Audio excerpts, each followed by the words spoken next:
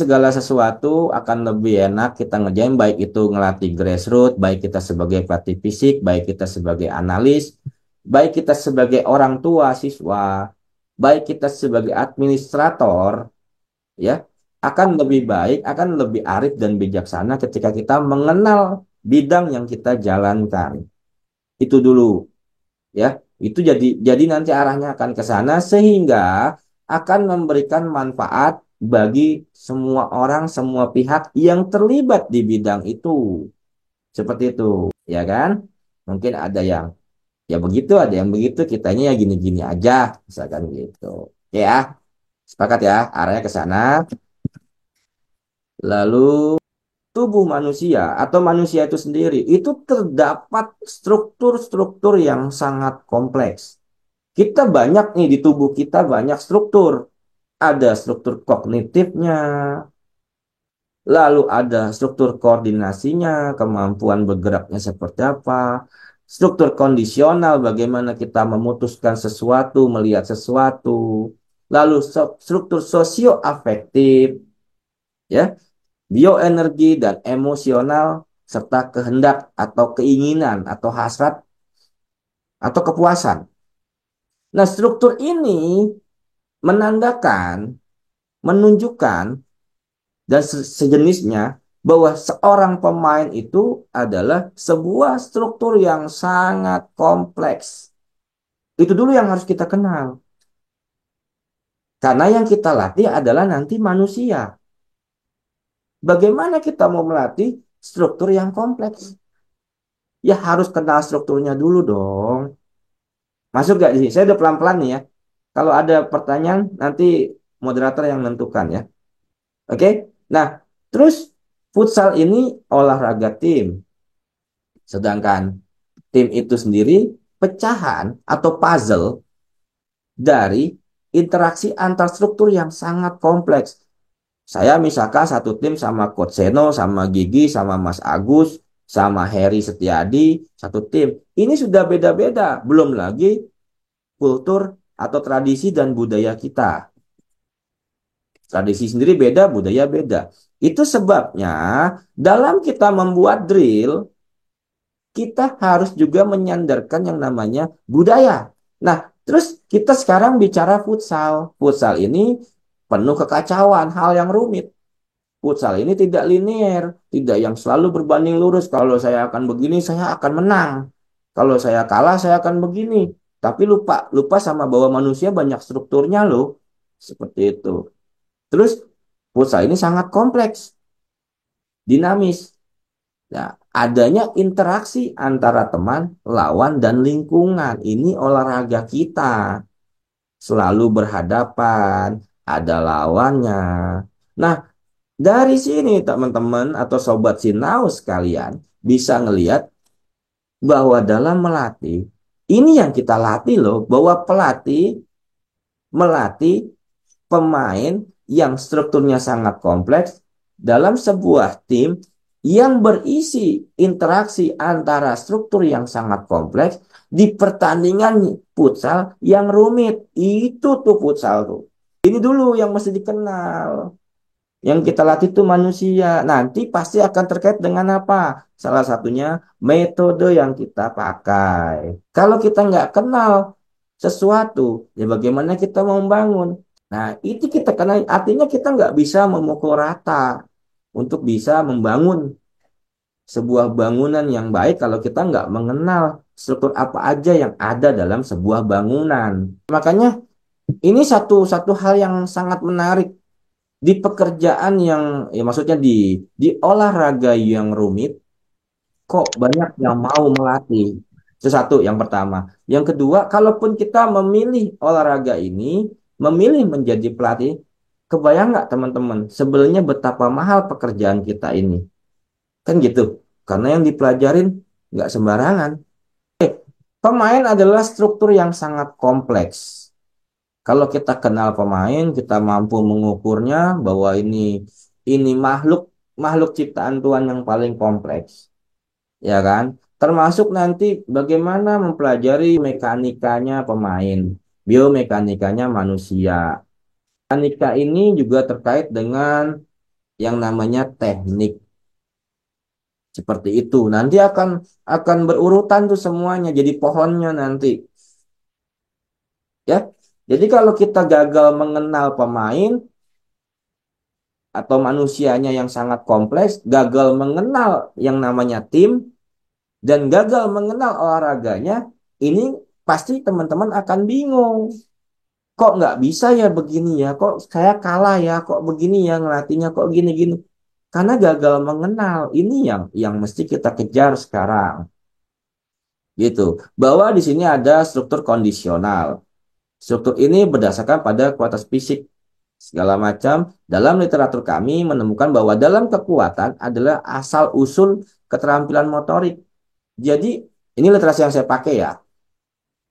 Jadi nanti pada ujungnya strength itu akan menjadi sangat krusial.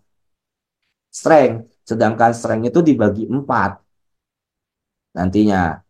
Nanti kalau kata Profesor Serulo, todo es fuerza, semuanya itu soal strength. Ini dari literasi yang kami pelajari.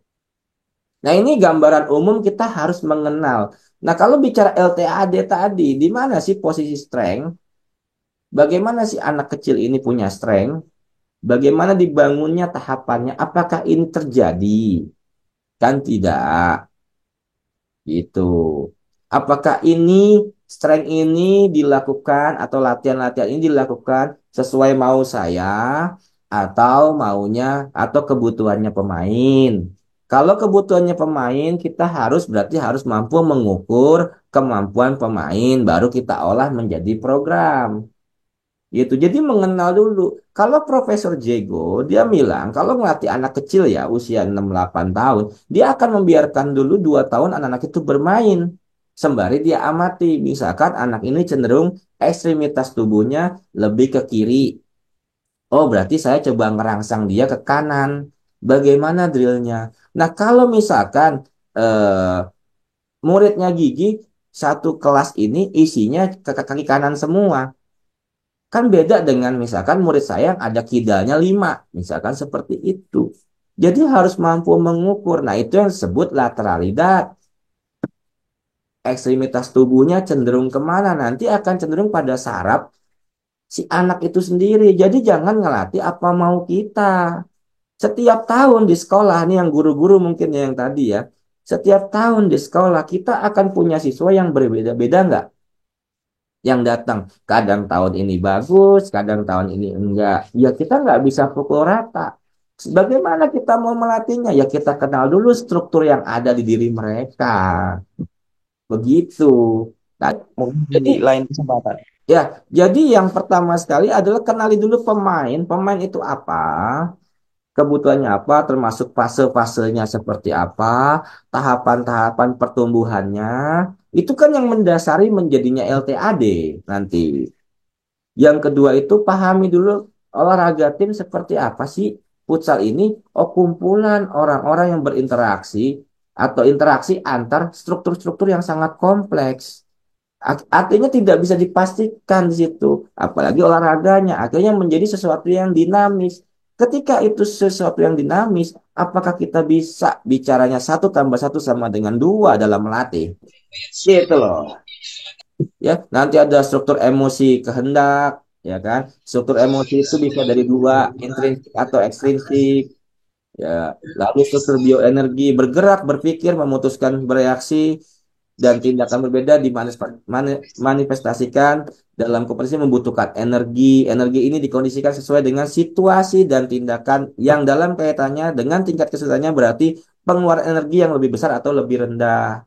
Jadi ada pelatihan-pelatihan tidak terlihat seperti makannya, istirahatnya, kehidupan sosialnya, bertanggung jawab untuk mengkompensasi ketidakseimbangan yang dihasilkan ini menjadi fundamental dalam kinerja atlet. Ini udah banyak sekali.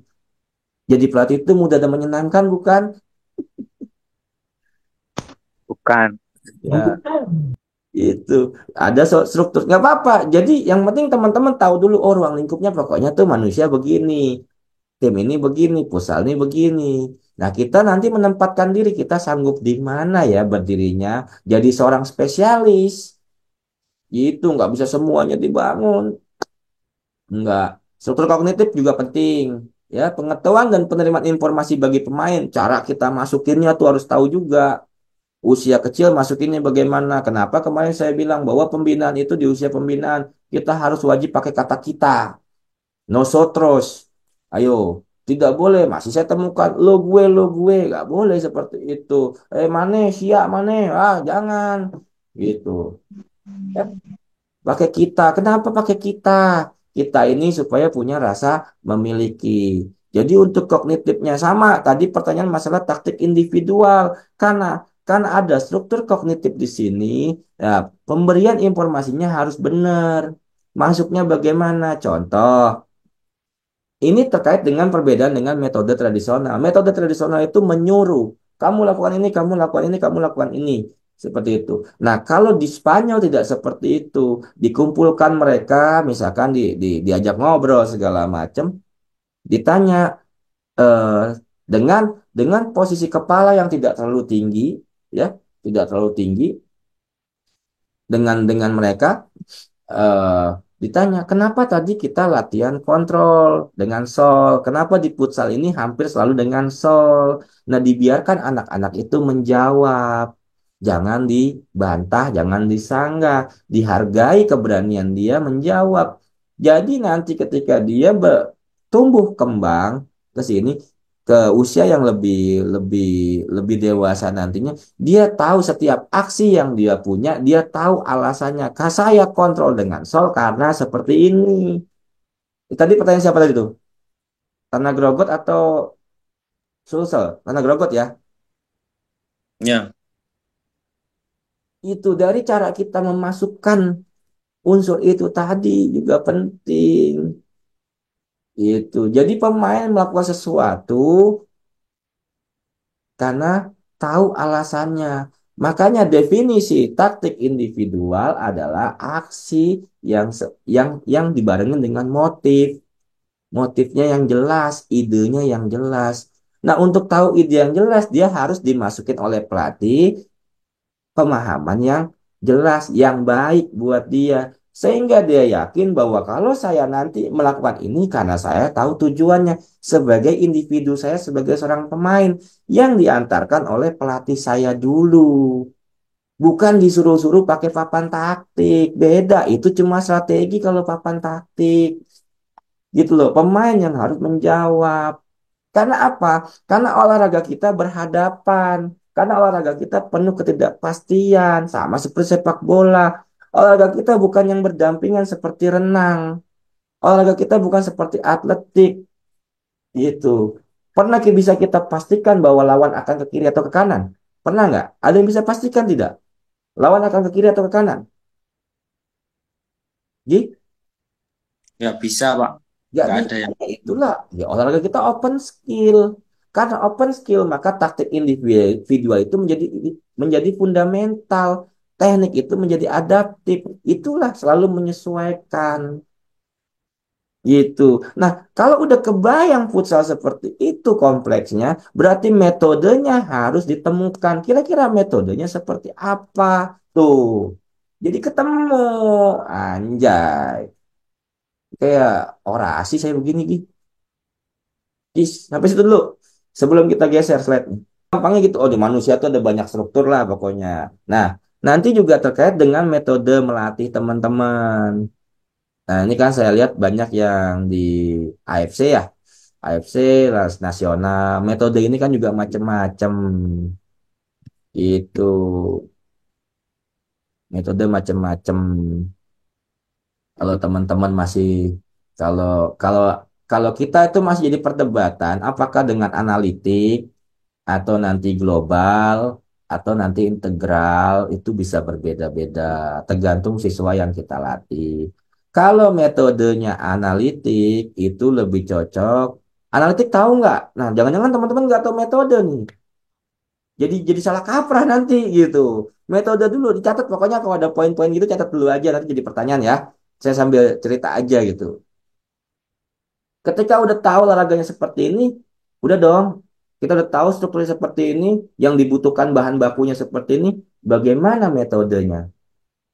sehingga tepat kan gitu kan mencari formulanya kan supaya pas gitu. Kadang kan kalau pemain ya maaf maaf teman-teman kalau habis kursus kalau saya perhatiin yang nyampe pertama tuh saya berani taruhan sama teman-teman yang kursus ngaku aja sama saya ya kan habis dapat coaching point wah head up aduh awareness betul atau tidak itu dulu Betul. pertanyaan betul atau tidak Betul. oh, Betul, Coach. 1000% Betul. saya wah Boy mau ketawa-ketawa aja. Enggak, ini contoh. Bukan membandingkan kursus atau sinawal tidak, tidak.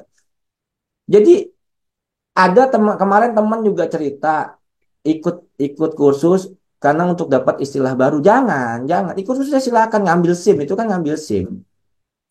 Itu kan ngambil SIM, ambil aja SIM-nya nggak ada masalah. Yang jadi masalah jangan fokusnya jadi sama istilah. Ketika teman-teman fokusnya sama istilah, jadi lupa yang tadi nggak dengan olahraganya. Jadi lupa yang tadi nggak dengan struktur manusia yang sangat kompleks tadi. Kan gitu. Sementara kalau kita tahu coaching point itu kan capaian.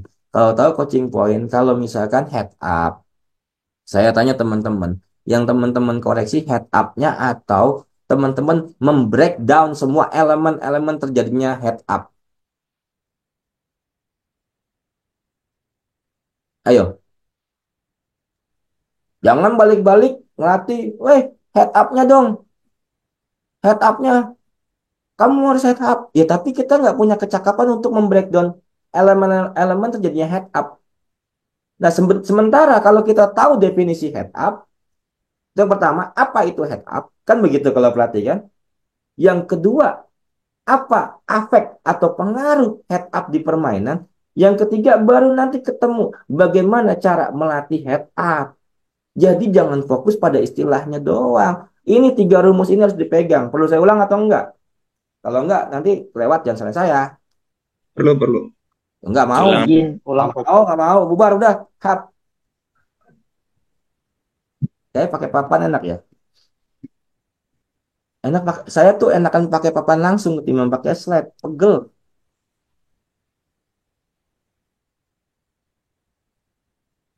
Nih ya. Jadi pertama tuh definisi. PS.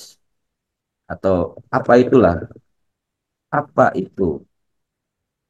Contoh ya. Kita bahas misalkan pengennya head up. Saya ikutan udah pakai bahasa head up deh. Nggak apa-apa. Ya. Teman-teman boleh nyampur tulis di sini nggak apa-apa. Coret-coret aja. Apa itu? Lalu pengaruhnya apa ya? Pengaruh dalam permainan apa ya? Ya kan? Terus bagaimana melatihnya? Ayo. Ini bukan kira-kira pertanyaannya yang sering terjadi di lapangan. Ya, silakan. Kita bahas ini deh sedikit ya gambaran aja. Ini rumus penting dalam setiap topik. Makanya kita bisa bikin drill-drill dadakan karena kita memahami dulu setiap definisinya. Kita mampu membreakdown elemen-elemen terjadinya tujuan latihan. Jadi jangan difokuskan sama istilahnya. Ih, istilah nanti di Papua beda, di sana beda. Ya kalau kita di Boyolali ala Korta jadi Ilikirti, macam-macam. Bebas pakai bahasa apa yang penting sesuai dengan kaedah-kaedah atau prinsip-prinsip yang ada dalam latihan. Head up kan? Head up. Apa itu head up? Oh begini, memainkan ini supaya dapat informasi segala macam. Nah, dari head up ini kan ada central vision. Central vision ini kan pandangan tengah. Pandangan tengah ini apa? 0 sampai 18 derajat. Ada periferal ke samping. Periferal ke samping ini 18 sampai 110 derajat. Periferal ke atas juga sama. Nah, tujuannya apa sih kita head up? Biar menangkap informasi. Terkait apa? Terkait permainan, terkait teman, terkait ruang, terkait lawan, terkait bola, segala macam. Sehingga nanti kita punya keputusan akan menjadi lebih baik yang sesuai dengan situasi pertandingan. Kan gitu. Kalau apa itu head up menjadi kenapa segala macam. Ya. Nah, dalam permainan kan itu dari nanti pengaruhnya. Kita menjadi lebih cepat, lebih tahu bagaimana ditekan lawan atau tidak. Lalu bagaimana melatihnya? Saya ambil contoh melatihnya. Ya, kalau kita memaksakan leher anak itu bermain, leher anak itu head up, bisa dengan macam-macam. Contoh, ruangan diperkecil. Kenapa ruangan diperkecil? Supaya memaksa lehernya selalu bergerak, dibarengin dengan sentuhan yang terbatas. Kalau enggak, ya dia nanti jaga, dia nanti defense. Apa yang kita mainkan? Ya, struktur emosinya yang kita mainkan. Bahwa saya nggak mau jaga, gitu. Jadi cara memasukkannya seperti itu. Oh, udah saya. Ya. Jadi dari situ kita ketemu. Kayak kemarin saya latihan latihan sama Opik itu kontrol orientado. Apa sih kontrol orientado? Secara definisi dulu dipahami. Seperti itu. Yang kita latih jelas, sifatnya sudah jelas, olahraganya seperti apa. Lalu pengaruhnya dalam permainan kita tahu, baru kita buat pilihan-pilihan drillnya seperti apa. Sementara kenapa? Siswa yang datang saya nggak pernah tahu berapa orang. Terus yang selanjutnya apakah cocok dengan siswa kita? Itu. Ya. Jadi itu contoh rumus-rumus yang gampangnya seperti itu. Jadi jangan cuma nyuruh head up. Lu harus head up. Lu harus awareness. Tapi kitanya gagal paham membreakdown elemen-elemen terjadinya head up. Elemen-elemen terjadinya eh, apalagi si awareness. Jangan sampai seperti itu. Harus tahu. Iya, saya lanjut dulu deh. Masuknya ke teknis jauh lagi gitu. Ya ini tadi kompleksnya manusia dinamikanya. Biar saya ajak. Ini struktur yang ada.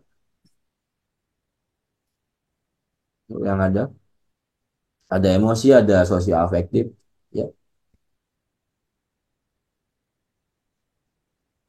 ada sifat dan karakteristik olahraga futsal. Ini yang mesti dikenal dulu pertama. Kalau kita memilih, memilih olahraga futsal, kita mau menjalankan, kita mau melatih, tapi kita nggak tahu. Ya, eh, saya bacakan dulu ini. Kolaboratif adversarial artinya membutuhkan kerjasama atau kolaborasi dengan rekan dan berhadapan langsung dengan lawan. Ini satu sifat dan karakteristiknya. Ya, nanti akan berpengaruh terhadap metode yang akan kita pakai untuk olahraga futsal. Gitu. Yang kedua, olahraga terbuka open skill membutuhkan keterampilan-keterampilan yang tidak bisa ditentukan karena lingkungan yang selalu berubah dan tidak dapat diperkirakan sebelumnya. Ada yang bisa memperkirakan, ya. Ibaratnya apa yang sudah kita jelaskan semua semua sudah tertuang dalam papan taktik, tapi realitas sesungguhnya ada di lapangan. Untuk itu yang menjawab adalah pemain. Jadi itu waktu itu yang nanya sama saya, itulah sebabnya strategi itu sebenarnya cuma 25%. Sisanya taktik individual. Yang selanjutnya ketidakpastian yang sangat tinggi. Futsal ini tidak pasti, nggak bisa ditentukan. Orang berhadapan, orang keterampilannya, lingkungannya selalu berubah. Mana bisa kita pastikan? Gitu. Yang selanjutnya kemampuan menafsirkan dan beradaptasinya adalah transcendent. Jadi transcendent adalah cara berpikir tentang hal-hal yang melampaui dari yang terlihat. Kita lihat sini, yang benar-benar lihat, kadang kita menggunakan periferal atau sesuatu yang nggak kita lihat, kita harus tahu. Seperti apa? Oh, lawan ada dua di sini, berarti ada dua lagi di sini. Atau saya pakai pandangan samping. Harus memprediksi area mana yang diambil. Sampai seperti itu, ya. Lalu teknik harus adaptif, Kemampuan atau kecenderungan untuk beradaptasi dengan situasi yang berbeda tekniknya. Lalu taktik individual adalah fundamental, sebuah aksi yang digunakan sebagai landasan untuk melakukan sesuatu. Harus ada motifnya. Nah, ini tugas kita yang berat dari usia bawah nih. Tapi kalau metodenya salah, ini nggak akan tercapai. Itu ya, tolong dicatat kalau ada poin-poin seperti itu akan dicatat. Kalau emang perlu diulang, interupsi saya nggak apa-apa. Kalau kecepatan, tolong diingatkan. Gitu ya.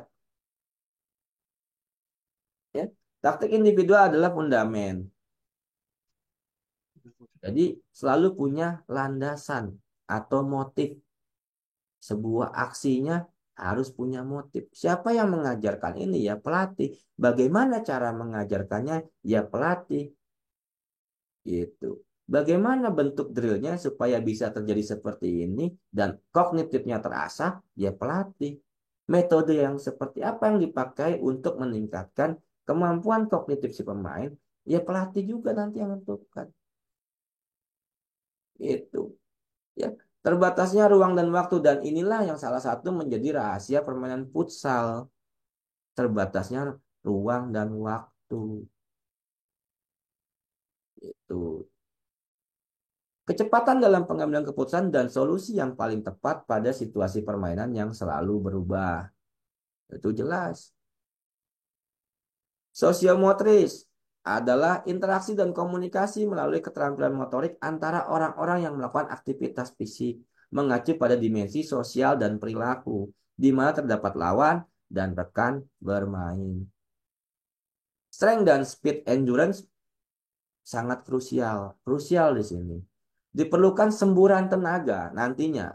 Selalu dibutuhkan semburan tenaga yang intens di dalam terbatasnya ruang dan waktu. Jadi begitu ada ruang, ada waktu, momennya saat itu benar-benar di situ terjadi. Wah, cepet tuh. Jadi kita tahu kapan pakai cepetnya, kapan butuh strength-nya, kapan bermain dengan tempo yang rendah.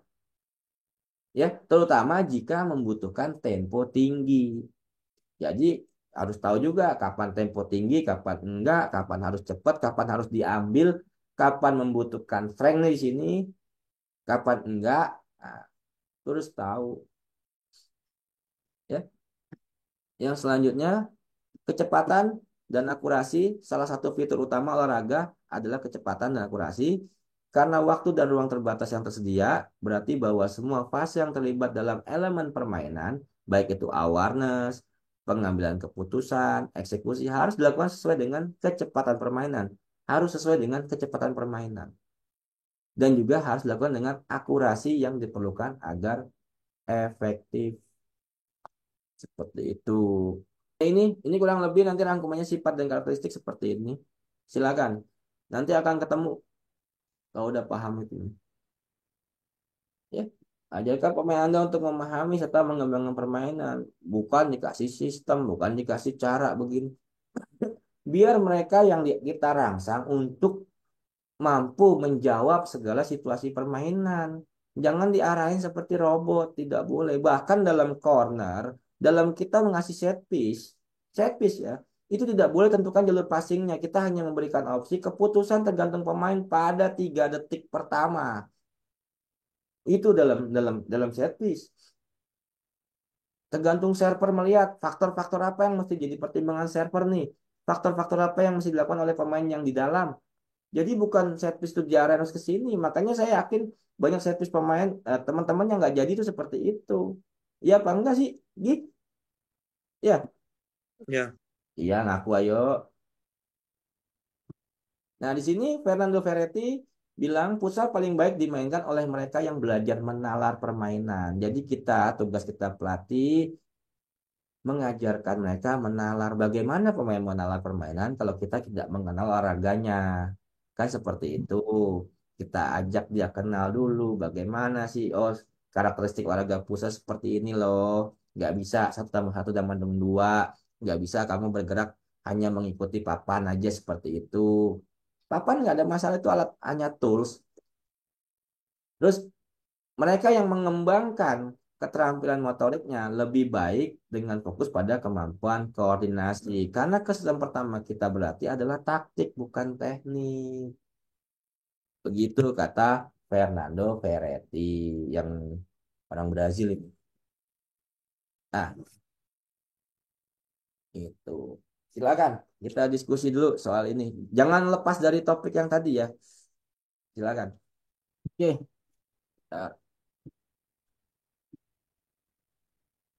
Oke. futsal asik, futsal itu olahraga cerdas gitu kan. Jadi sejatinya olahraga itu kan bisa membentuk karakter, karakter manusia. Nah, artinya kan pengasahan kognitif itu juga akan berdampak pada keseharian anak-anak atau si pemain sendiri, baik itu dari sisi akademis ataupun non-akademis. Seperti itu, ya. Karena mereka biasa diarahkan untuk selalu menjawab situasi pertandingan yang berubah. Artinya, kita bukan diberikan pilihan ganda, kita bukan diberikan jawaban yang eksak di sini. Tapi karena terbiasa pada lingkungan yang berubah, sama seperti kita mungkin masa kanak-kanak kita bermain dengan olahraga tradisional atau main di jalanan. Itu kita selalu mencari jawaban, gimana caranya. Karena itulah yang akan mengantarkan kita menjadi anak-anak yang punya taktik. Nah, di sini juga saya melihat banyak teman-teman yang tidak mengenal definisi taktik. Taktik itu apakah hal yang rumit atau enggak?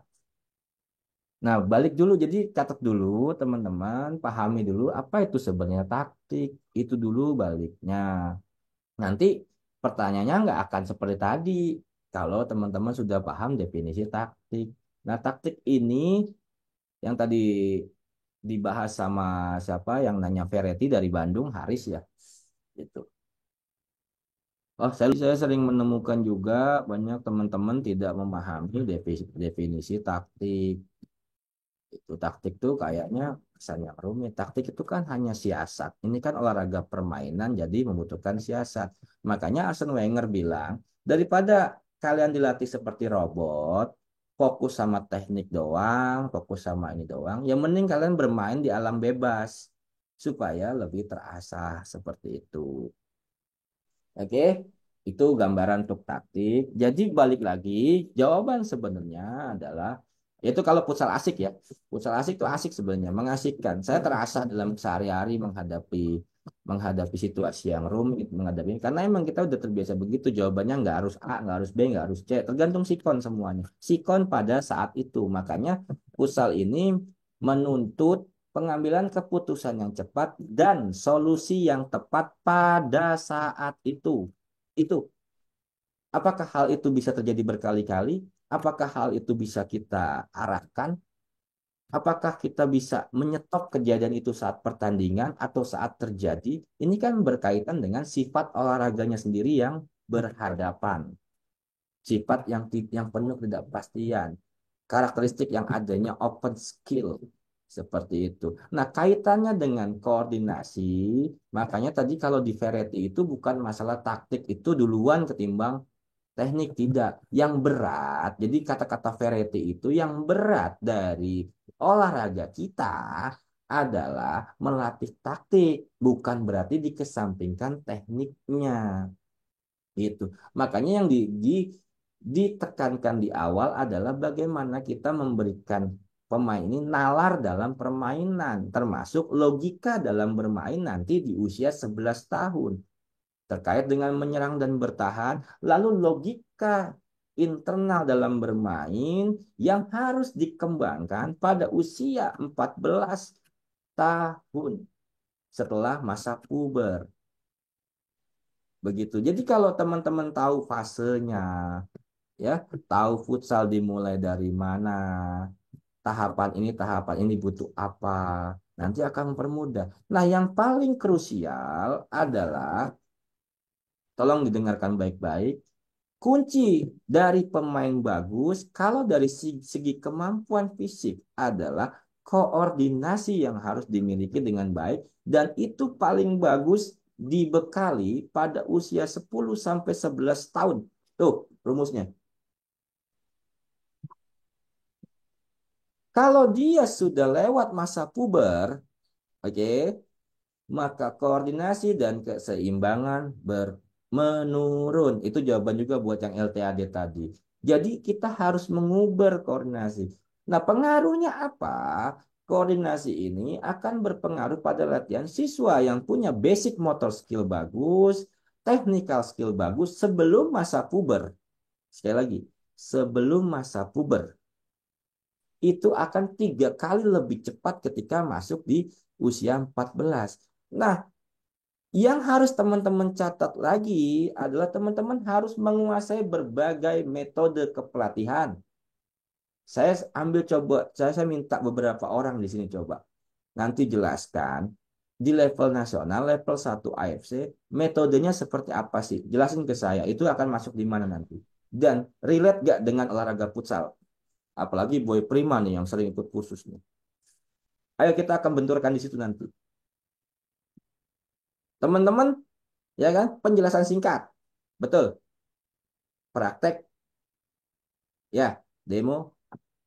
Biarkan pemain 2-3 menit melakukan. Betul. Silakan buka slide-nya. Iya bang. Betul. Stop, koreksi. Demo ring. Seperti itu. Ya. Betul. Betul. Iya bang. Betul. Itu masuk di analitik. Analitik cocoknya untuk perbaikan teknik saja. Pertanyaan saya, apakah orang dribbling akan terus-terusan seperti itu? Tidak.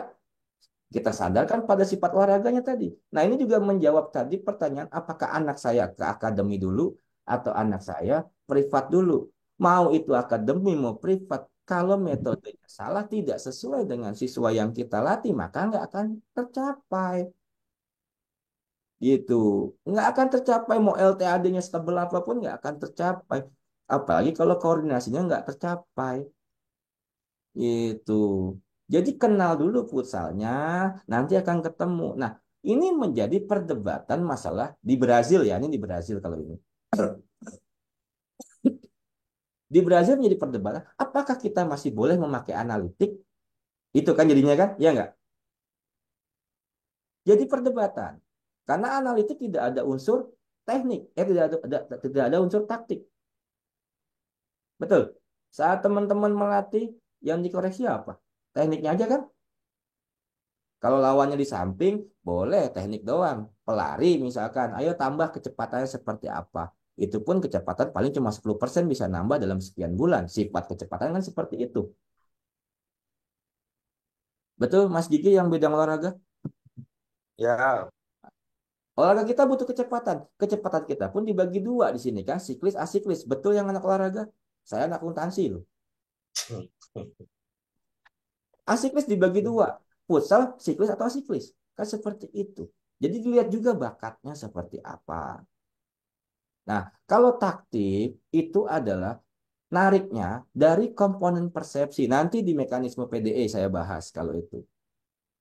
Karena olahraga kita penuh ketidakpastian, sifatnya, maka harus banyak persepsi yang ketangkep. Jadi dalam dalam permainan ini bagaimana menangkap informasi sebanyak mungkin. Apa aja ditangkap untuk jadi taktik individual? Pertama, pemain harus tahu prinsip umum permainan. Kita lagi ngapain nih? Lagi mau bangun serangan, lagi mau bikin progresi, atau mau lagi cetak gol. Atau kebalikannya nih, kan gitu kan? Kita lagi mau merebut bola dari possession, kita lagi mau mencegah terjadinya progresi, atau kita untuk mencegah cetak gol. Ini aja sudah bisa beda dari sifat ini. Dari tujuan taktik ini, sorry. Lalu kita bicara fase, nanti beda lagi fasenya.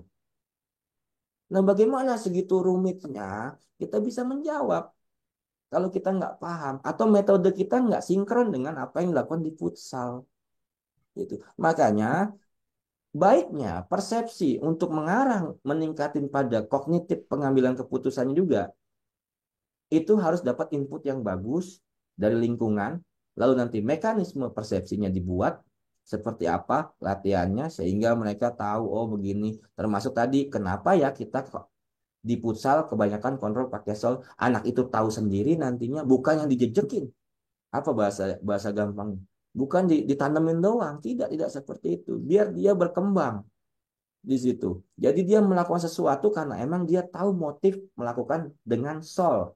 Bukan, oh saya dikasih tahu pelatih itu pakai sol. Kan nggak begitu. Kita nggak lagi ngebangun itu nih. Beda. Kenapa Maneh pakai sol? Kenapa kamu pakai sol? Karena begini coach. Jadi pakai sol tuh begini-begini. Nah itu yang pemain yang harus muncul di futsal. Karena sifat olahraganya tadi. Jadi bisa menjawab. Gitu. Jadi bukan bukan bukan khusus tidak dibarengin taktik. Itu olahraga tertutup, tidak cocok dengan futsal. Makanya jadi perdebatan tadi di Brazil, terutama itu yang mengatakan Profesor Ferretti.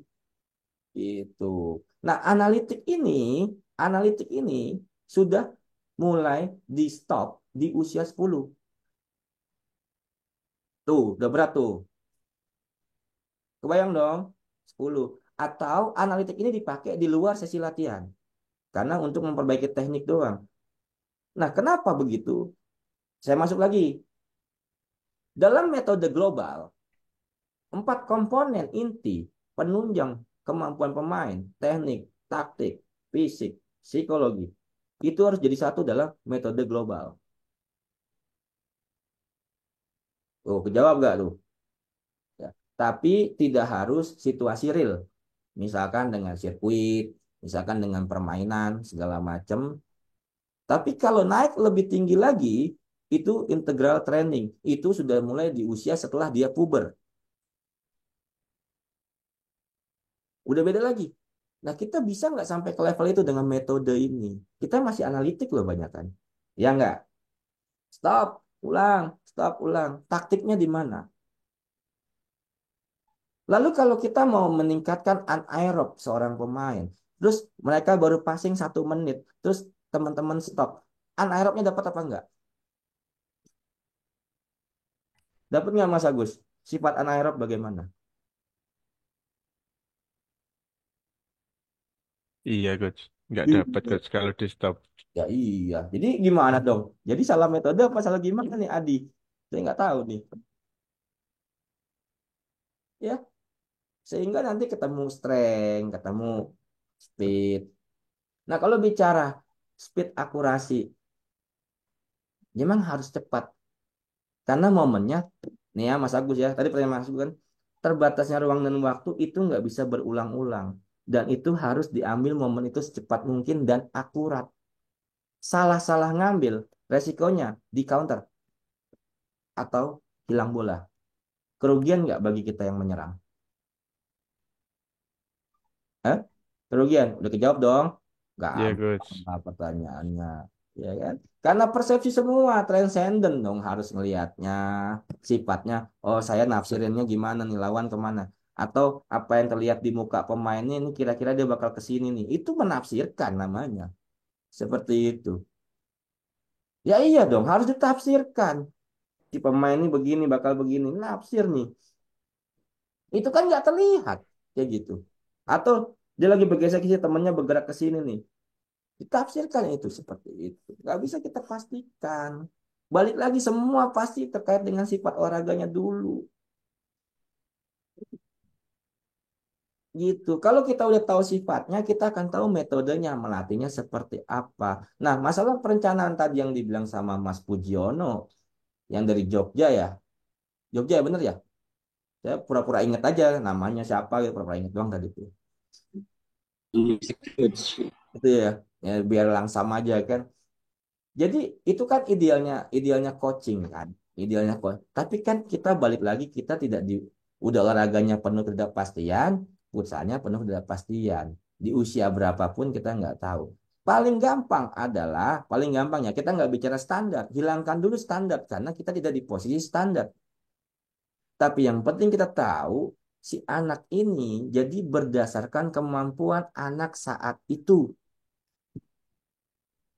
Saya lagi ya, kalau teman-teman mikir standar, sakit kepala kita. Mana yang standar di Indonesia? Pemain Kalteng protes saja malah disanksi kan gitu. Gak ada yang standar. Jadi, nah balik lagi berarti kita meningkatkan kemampuan skill kita mengukur kemampuan pemain. Makanya dalam ngedrill itu ada level-levelnya. Oh ini ketinggian, ini kurangin. Ini lebih rumit, ini kurangin. Itu butuh waktu panjang, ya. Jadi yang deket aja. Kalau emang nyampainya segini ya sudah, sampainya segini. Tapi saya bisa nyampein pemain segini.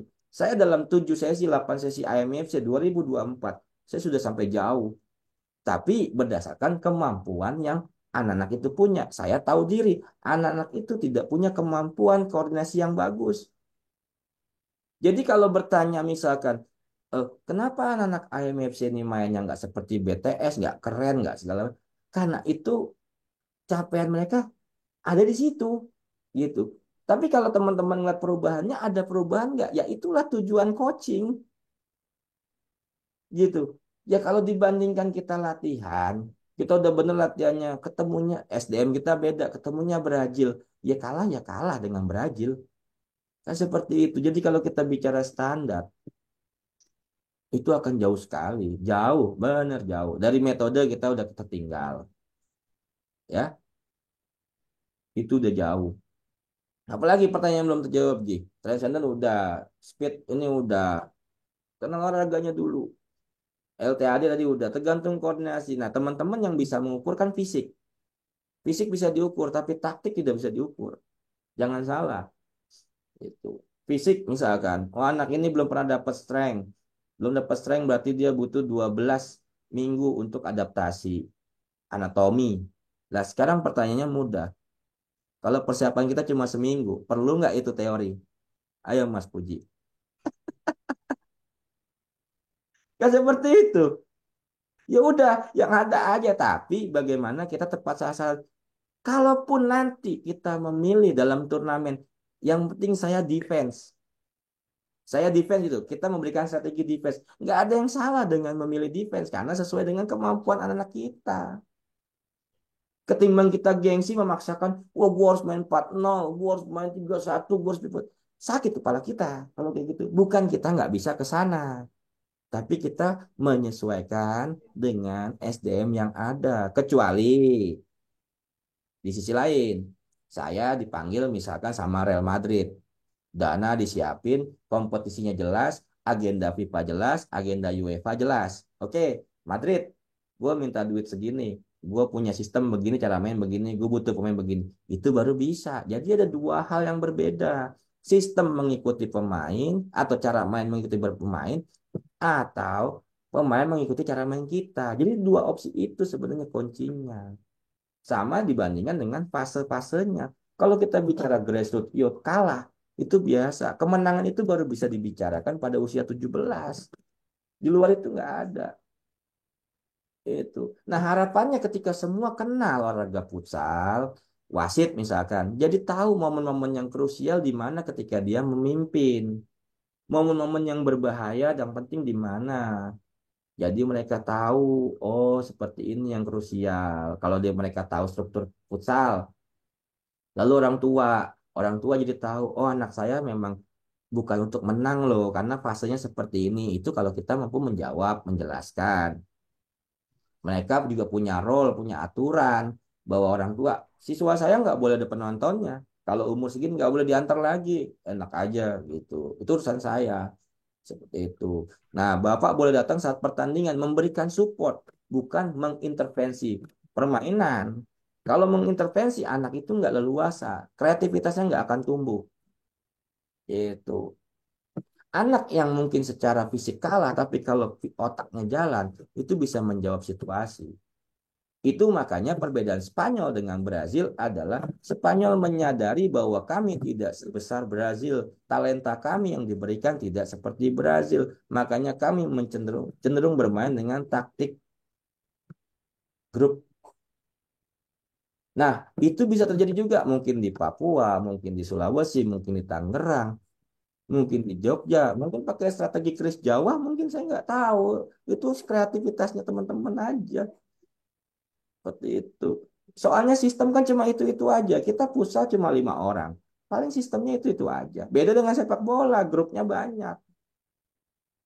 Gitu Mas Agus. Jadi seperti pesan saya 2022, Mas Agus bikin nasi goreng Karang Pandan. Nggak usah bikin nasi goreng ikut saya. Karena bahan bakunya Mas Agus sama bahan baku saya beda. Yang penting saya tahu rumusannya. Bukan saya nggak bisa bikin seperti Hector Soto. Gitu loh. Jangan kan Hector Soto. Ayam soto, babat soto, saya pun bisa. Indomie soto aja kita punya. Kan begitu. Yang nggak ada kita punya kan Indomie rasa kandang ayam.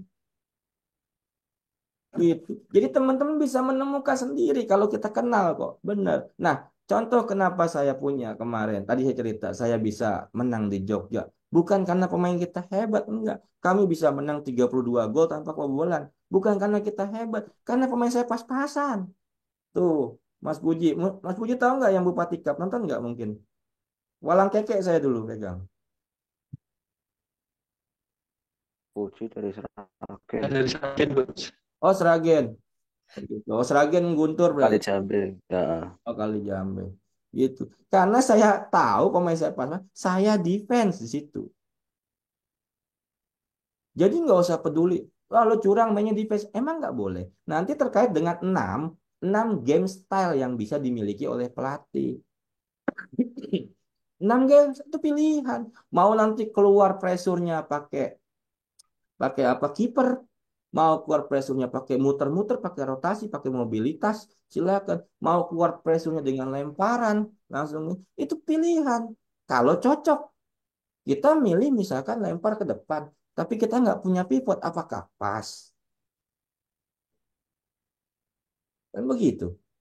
Cocokin sama yang kita. Tapi balik lagi semuanya harus kenal dulu pusat. Koordinasi pokoknya sebelum mereka keluar tai macan. Dia udah puber nih, keluar jakun, udah koordinasi keseimbangan turun. Itu paling gampang. Makanya di situ disebut golden age itu usia 13 atau tapi bukan usia sebenarnya, usia fisiologis. Makanya saya mengkritisi kalau mau bikin kelompok usia itu jadi parameternya bukan kartu kartu pelajar bukan, tapi pada berapa jakunnya yang dilihat. Kalau jakunnya udah numbuh, ya jangan digabungin sama yang belum berjakun gitu loh. Nggak fair nih kayak gini gitu. Ya, tujuannya udah beda. Jadi, nah balik lagi, teman-teman mampu mengukur nggak koordinasinya? Besok saya contohin, ada anak yang kalau emang teman-teman ini saya cari nanti di IMFC yang koordinasi jelek, dia nggak bisa jadi pemain. Itu. Ya saya harus menyampaikan itu ke orang tua. Anak bapak mungkin lebih bagus di akademis karena seperti ini. Ini kemampuan seperti ini, Pak. Koordinasi jelek. Ya dia main dengan apa yang dia punya. Sejauh mana saya bisa ngangkat dia, cuma itu aja. Jadi kita nggak bisa ekspektasi berlebihan juga. Janganlah sakit kepala kita nggak fair juga kalau kayak gitu. Kita bukan dewa. Namanya ini ya sebisanya dia. Masing-masing berbeda-beda. Gitu. Kayak contoh ya, maaf ya. Kayak Marvin. Marvin Raka Febianto. Saya tembak langsung kalau nggak percaya teman-teman. Kalian berdua nggak bisa skipping kan? Maaf, maaf dari jalannya saya bisa lihat. Itu kan contoh kita punya sesuatu yang, oh anak ini. Cara ngukur gitu ya. Tadi ya Roni ya. Cara ngukur segala macam. Bukan kita hebat, enggak. Karena kita belajar mengamati. Itu. Oh anak ini pinggangnya bermasalah nih sebelah sini. Kalau ada hal-hal yang di luar kita nggak bisa kita lakukan, ya kita serahkan pada pihak yang lebih mengerti, misalkan fisioterapi. Nggak semua tugas pelatih, janganlah. Gitu. Pertanyaan apa Gi yang belum dijawab Gi? Jadi balik dulu kenal nanti metodenya seperti apa, analitik itu seperti yang di level 1 tuh analitik. Kita analitik itu cocoknya lebih dengan sama seperti tadi pertanyaan soal corner, corner, corner nih. Jadi Jadi gini, pertanyaan saya gampang, ya. Dalam kurun waktu 3 detik, pelatih bisa memastikan nggak posisi 4 lawannya dan 3 temennya. Siapa Faris coba tadi tuh ya. Saya tanya itu dulu. Bisa pastikan nggak? Ayo, yang bisa jawab saya kasih mobil. Mana Faris nih? Hadir, Coach. Bisa pastikan nggak? Belum tentu bisa, Coach. Bukan emang nggak bakal bisa, enak aja. Iya, benar. Ah. Nah, Disitulah nanti ada peran server. Server ada aturan mainnya. Server yang harus lo lihat nih dalam 3 detik pertama tuh. Contohnya misalkan tipe defense-nya seperti apa lawannya, keseimbangannya seperti apa, terus temen lo yang mengeksekusi siapa. Kan servisnya udah pernah gue kasih tahu nih begini. Opsi-opsinya kan banyak seperti ini. Nah, disitulah mereka buat. Makanya Makanya kayak pelatih-pelatih di luar itu mengambil time out untuk set piece itu cuma memberikan gambaran besarnya doang. Jadi ketika skenario nya nggak kebaca, kebaca, mereka masih punya jawaban yang lain. Sedangkan dalam check in itu ada 12 source. Wah, pusing lagi nanti. 12 sumber yang bisa kita pakai. Lalu ada aturan-aturan menjadi server seperti yang ada di video saya. Kalau yang ke D area itu 1 orang corner ya, maka server akan masuk ke dalam. Itu berbeda lagi nanti bahasan soal set piece. Intinya karena kenapa hal itu terjadi? Karena balik lagi sifat olahraganya. Kita bisa menyiapkan set piece bisa, tapi pemain akan nanti mengembangkan tergantung sikon saat itu. Kalau pernah nggak coba kalau nggak kita balik, pernah nggak kalian kasih set piece, tapi set piece-nya gagal, terus buntu atau nggak selesai? Bisa nggak? Pernah nggak? Pernah coach. Nah, nah kan begitu. Makanya ada tipe-tipenya. Set piece itu ada 5 tipe. Tipe yang sederhana, yang kompleks, yang elaborate. Nah, banyak. Tergantung. Itu nantilah kepanjangan aku. Sama terkait dengan budaya. Contoh gini, kita ngedrill. Kita pengen bikin drill seperti, nggak usah drill lah, kebiasaan pemain luar lah ya. Kebiasaan luar. Kayak di apa namanya kalau kita bicara sesi misalkan sesi latihan kita kalau di kursus level 1 pertama apa penjelasan singkat di ruangan bukan betul Boy Prima masih ada nggak nih nomor satu kan itu pertanyaannya orang kita yang nyewa lapangan di ruangannya di mana mau jelasinnya di mana idealnya coba nunggu yang main keluar dulu baru kita masukkan yang kedua kita ngeset lapangan dulu sebelum mereka latihan. Boro-boro nunggu yang itu keluar dulu. Belum kalau yang di dalam berantem. Nah, bagaimana mau penjelasan? Jadi nggak semuanya ideal kawan. Tai. Begitu. Ditambah lagi kayak misalkan pemain luar. Pemain luar ada drill kalau kamu salah kamu dikeplak kepalanya. Boleh nggak orang Indonesia keplak kepala? Ayo. Atau kita bikin drill lompat-lompat kepala anak. Boleh nggak? Nggak boleh. Nah, atau dikaitkan dengan kebiasaan di budaya. Budaya sama tradisi beda ya.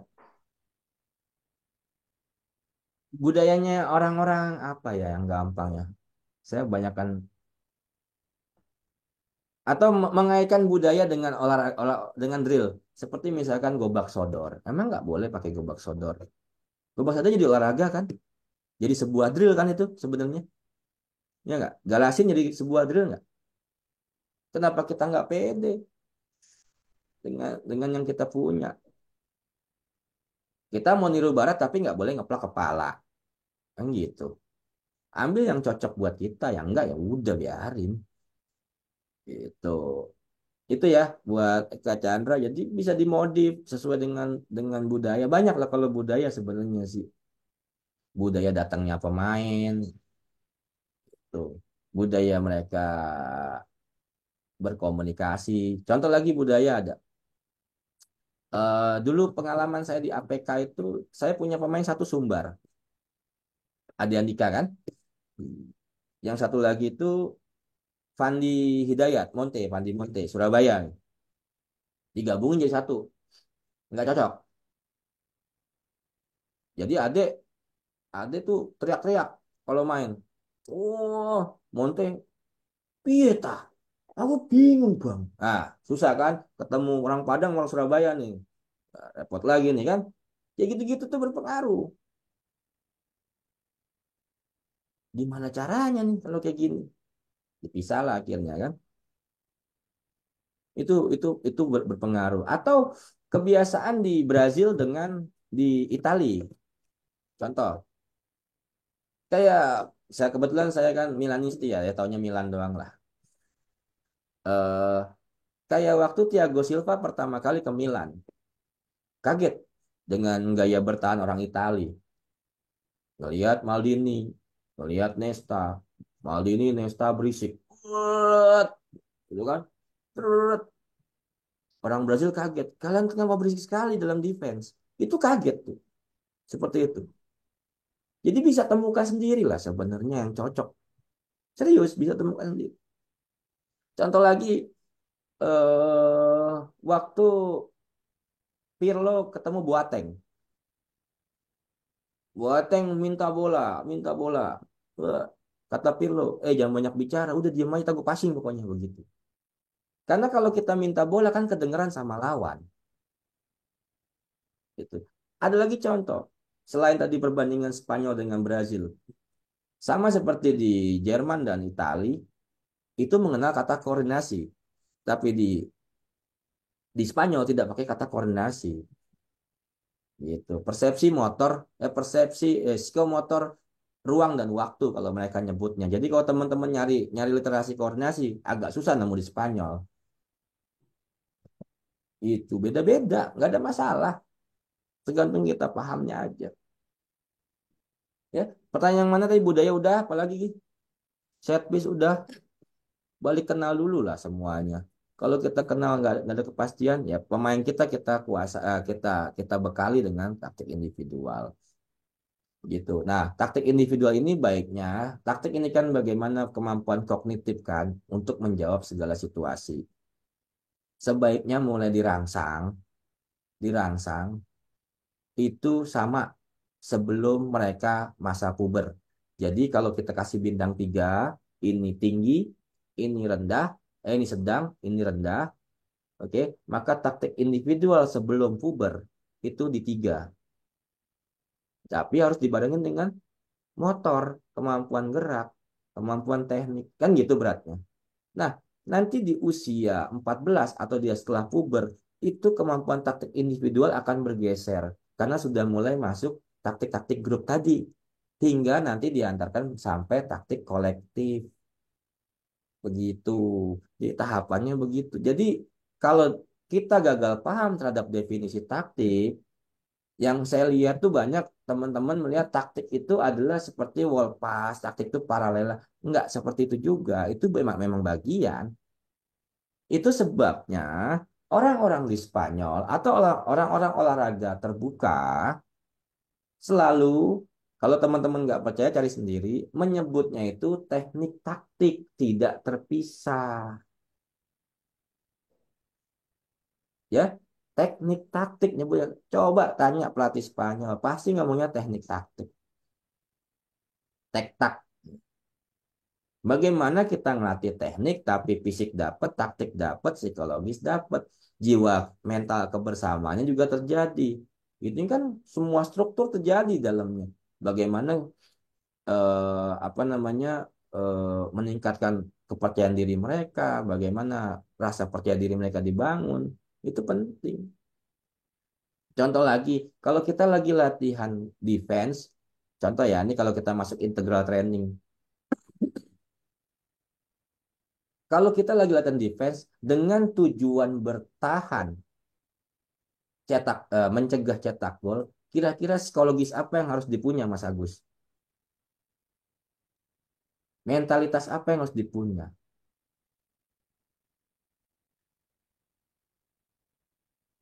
Defend ya coach tadi.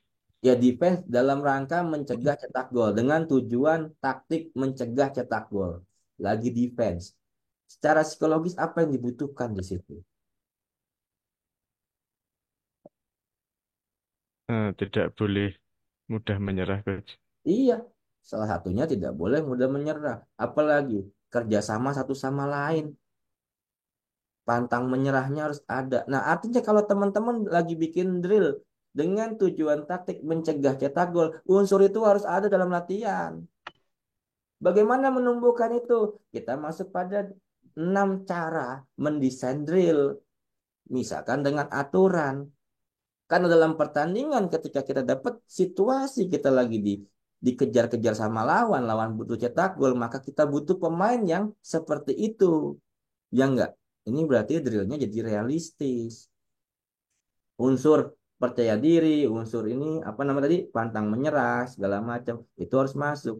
Lalu unsur taktiknya apa? Harus masuk. Lalu dalam defense ini, defense dalam rangka mencegah cetak gol, tekniknya apa? Ya entrada, sorry, jadi entrada bahasanya. Kayak ya blocking, sliding tackle, segala macam itu harus ada. Kemampuan 1v1-nya harus ada. Lalu apalagi selain itu dalam defense? Dari sisi fisik, apa yang harus masuk di situ? Ya koordinasi mata tangan, koordinasi mata kaki, ya kan? Strength-nya juga harus ada. Gitu. Jadi kalau semuanya digabung dan itu dibuat dalam situasi real, biasanya mencegah tercetak gol di area berapa sih? Ah, area berapa? Biasanya di final third lah ya, di lini ketiga. Gampangnya berarti kan 13,3 atau kita genapkan 15. Gitu. 15 makanya menjadi zona finalisasi. Gitu. Disitulah menjadi juga, makanya drillnya nggak jauh dari ukuran itu. Makanya kalau saya buat drill misalkan 20 kali 14 itu udah maksudnya. Saya kemarin bikin drill 20 kali 23. Kenapa 23? Setengah lapangan berapa meter? 20 tambah 3. Di situ terjadinya pertempuran kan awalnya cara ngebongkarnya gitu. Nah, kontrol orientado yang saya buat kemarin itu dalam tujuan kita lagi lawan positional defense, kita positional attack. Beda. Nah, begitu agak kecil lagi tujuannya udah beda lagi. Jadi itu integral training. Nah, kita hanya memberi soal, tapi bagaimana anaerobnya dapat Mas Agus? Saya tidak koreksi, tapi komponen-komponen tadi sudah ada semua. Supaya tercapai semua, jawaban anak-anak pasti akan beda-beda, ya dong. Di situ kita mengukur di situ. Oke, kalau misalkan anaerob minimal misalkan dia selalu beraktivitas selama 2 menit misalkan, ya, ya sudah kita buatnya 2 menit. Gitu loh Mas Agus. Kalau saya stop hilang loh, sifat anaerobnya hilang. Kebayang nggak teman-teman atau udah mulai pusing nih? Balik lagi nanti akan nyambung ke situ kok metodenya pasti. Itu. Kebayang Adi? Adi Nagoya?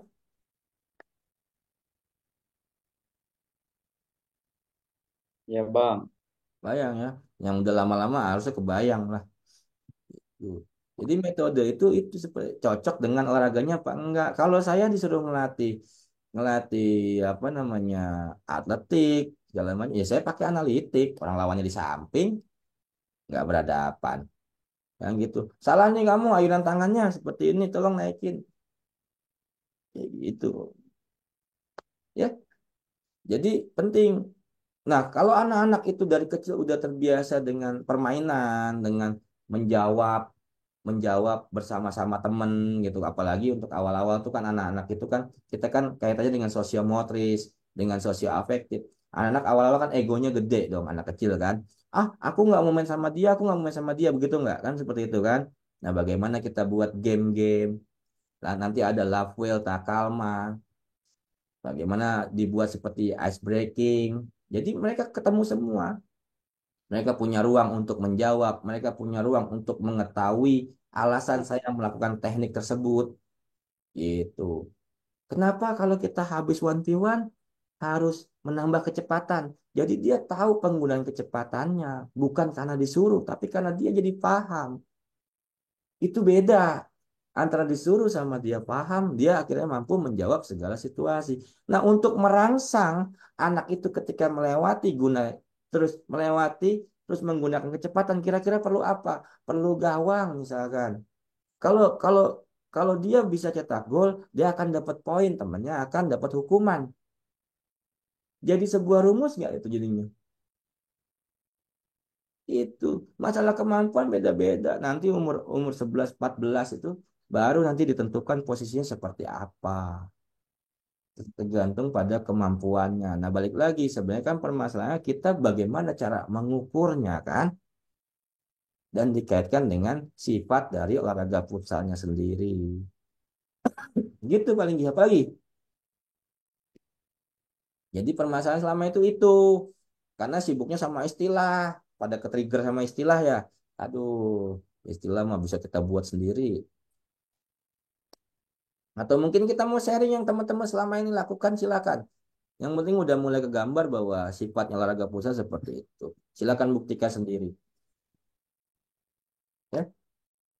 Sama kalau kita udah paham, terus kita jadi satu lagi, teman-teman mau ngeliat drill orang lain, silakan. Drill itu similar, mirip-mirip di luar, mirip-mirip. Tapi kita tahu filosofi di balik drill itu. Yang harus cari itu, kita mampu membreakdown drill itu. Bukan bagaimana kita mengkopas drill itu. Belum tentu cocok buat murid kita. Kan begitu. Kadang saya pakai drill buat anak-anak IMFC yang malam itu, saya pakai drill usia 11 loh. Karena emang kemampuannya di situ. Itu aja yang dekat sama mereka lah, yang sesuai kebutuhan mereka, bukan apa mau kita. Mau kita, sakit kepala kita, aduh nggak kesampai lagi, marah-marah, darah tinggi, segala macam. Kolesterol, udahlah. Gara-gara pusat tingkat kolesterol tinggi bisa aja gitu sama darah tinggi-tinggi. Bisa tuh, ya kan? Jangan-jangan sampai tingkat bunuh diri tinggi, repot juga di negara gara-gara futsal begini. Ya, silakan. Gi, ada yang belum kejawab atau gimana?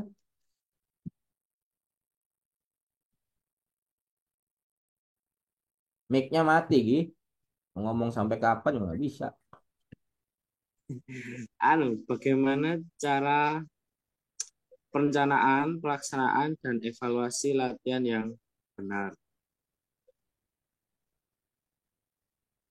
Jawabannya tadi sesuai dengan kemampuan mereka. Hmm. Jadi kurangnya mereka, kalau saya gini ya, saya gini. Ini kebetulan sama nanti. Misalkan saya tuh kan sering nge-share video ya. Nge-share video itu saya bukan cuma buat nge-share, tapi saya tonton ulang-ulang sendiri sebenarnya. Biar saya inget, aduh si anak ini kurangnya begini, si anak ini kurangnya begini. Pendekatan yang paling pas apa ya buat mereka yang nggak terlalu jauh. Ini yang akan jadi materi saya minggu depan. Nggak bisa kita bikin standar, nggak bisa. Oh kurangnya di sini.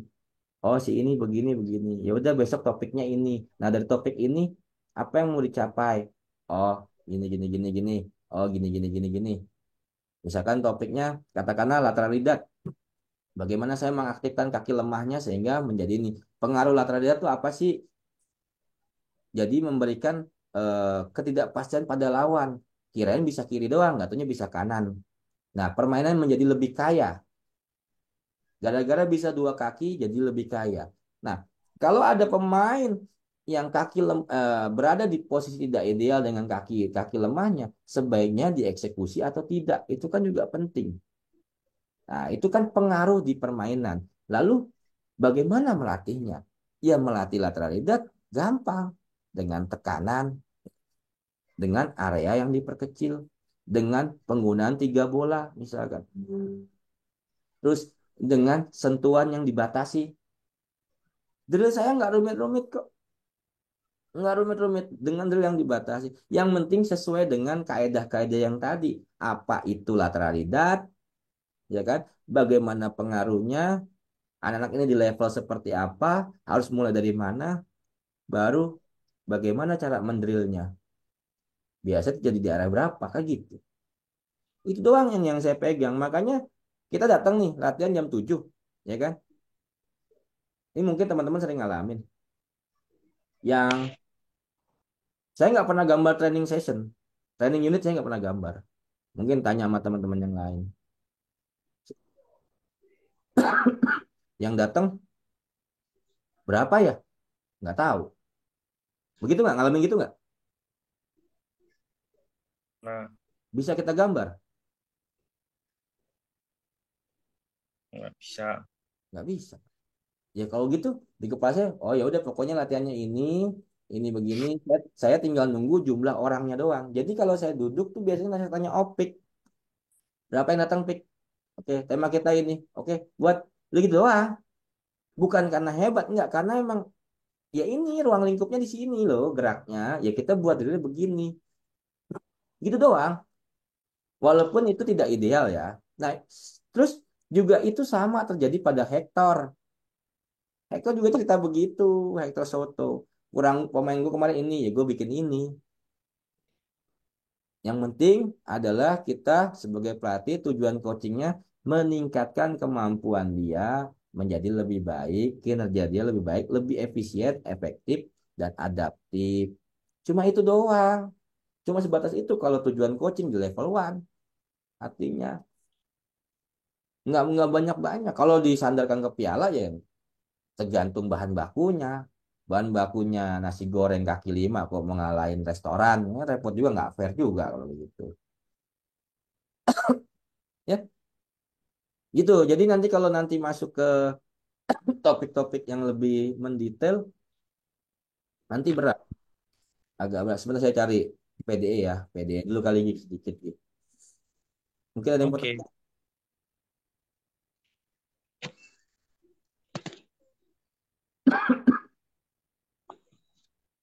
Mas Agus sudah kejawab pertanyaannya?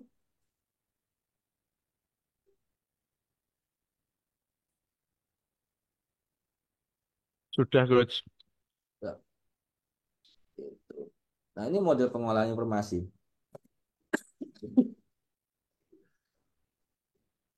Nah, ini yang harus terjadi prosesnya mekanisme PDE gitu ya.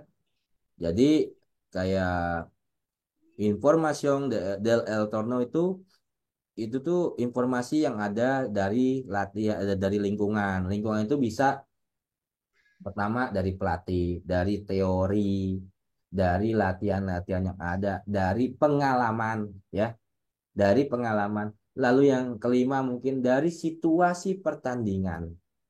Tuh, itu informasi tuh semuanya. Kalau informasinya jelek dapatnya, maka nanti pengolahan proses persepsinya akan sulit. Nah, ini nggak kelihatan ininya sih Gia. Itunya di mana sih pennya? Harus pakai pen enak. Mana ya? Wah, lupa Yohan, Pak. Ih, udah lama soalnya. Kapan tuh bisa? Eh, Ya udah ini aja saya jelasin. Conocimiento de la ejecución. Jadi mengenal bagaimana eksekusi, proses eksekusi. Nah, ini. Jadi eksekusi itu yang disebut teknik. Eksekusi itu yang disebut teknik. Oke, mekanisme persepsi, terus nanti ada mekanisme pengambilan keputusan, baru eksekusi, baru hasil. Dari mengenal hasil, kita olah kembali ke belakang. Itu evaluasinya di mana. Jadi nggak bisa lepas teknik sama taktik. Jangan jangan sibuk latih tekniknya doang, nggak bisa. Itu. Ini prosesnya seperti ini. Ya, bayang mekanisme persepsi, pengambilan keputusan sama eksekusi. Jangan eksekusi duluan, baru persepsi, baru pengambilan keputusan. Bahaya. Tuh. Contoh, apa contohnya? Saya bosen contoh yang ini, Gi. oh ya. Gini, anak ini salah passing, salah di tekniknya, apa salah di persepsinya, atau salah di mekanisme, atau salah di pengambilan keputusannya. Itu bisa beda-beda.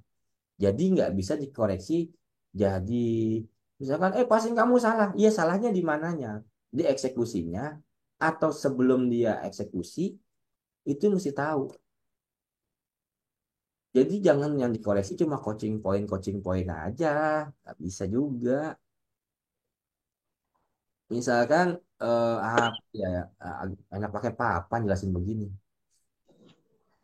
Iya, ya. Ini ya. Ini nih coba. Mekanisme PDE. PDE.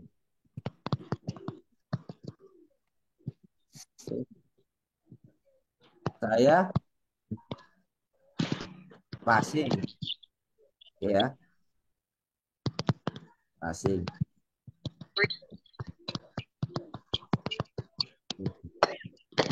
ke teman depan gawang dengan tujuan progresi, tapi nggak sampai. Yang salah apanya nih?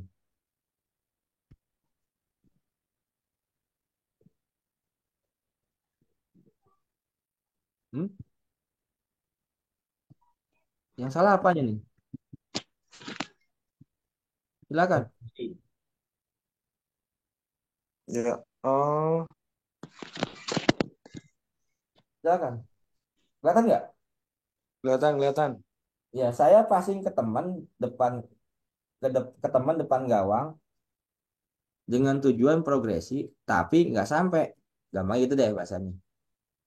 Salahnya di mana? Eksekusi. Hah?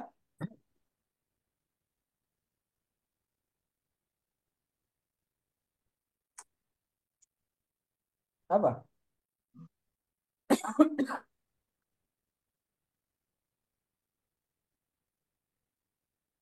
Apa yang harus dikoreksi kalau begini? Eksekusinya, Coach. Ah, eksekusinya.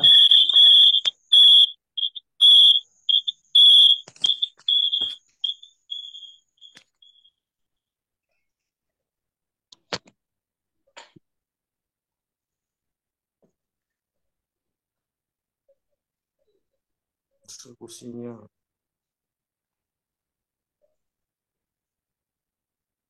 Apa kalau gini?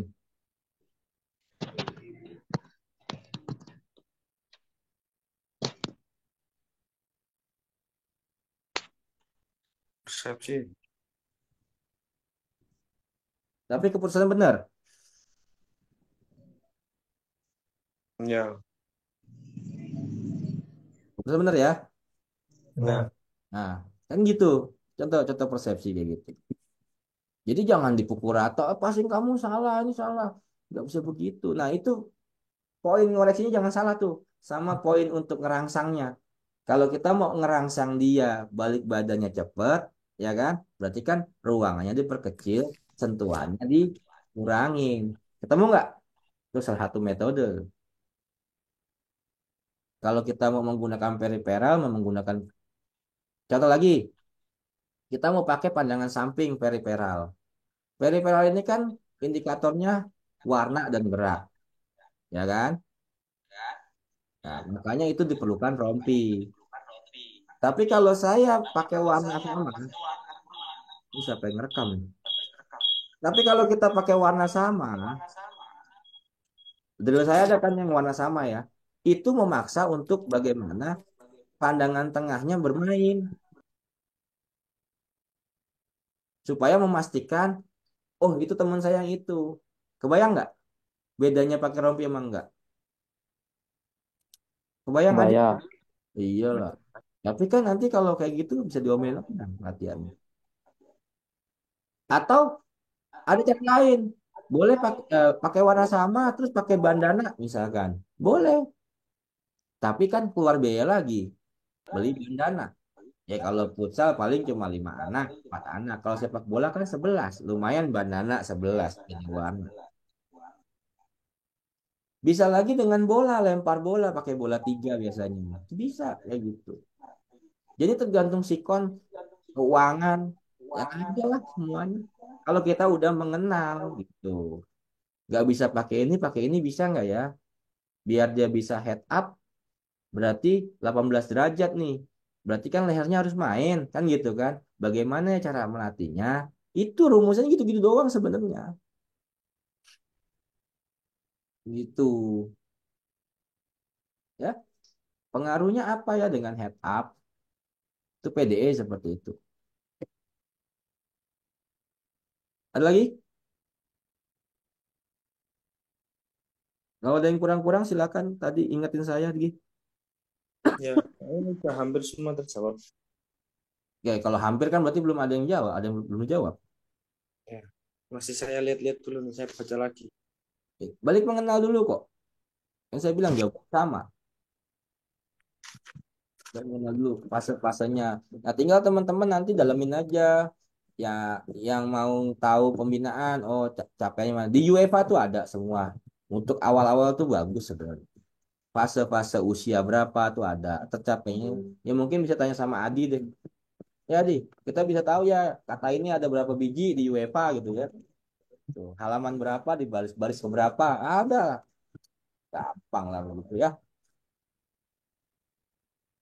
Nanti mungkin kita ada kelasnya untuk sinau bareng bahas UEFA. Ya mungkin ya misalkan hari ini bahas satu halaman. Ya, ya ayo gitu. Kenapa enggak?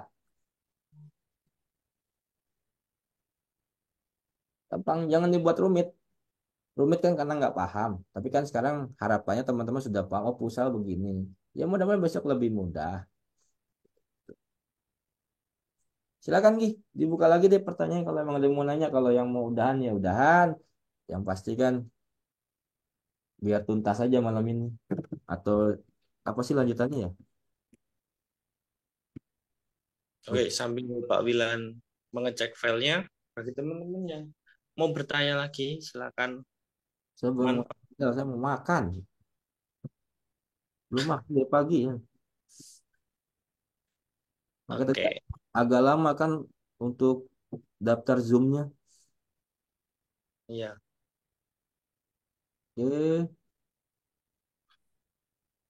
Nah, seperti ini kan tujuan taktik siapa, lalu ini fase-fasenya yang ada dalam bermain. Standar lah ya, ada menyerang, ada bertahan, selalu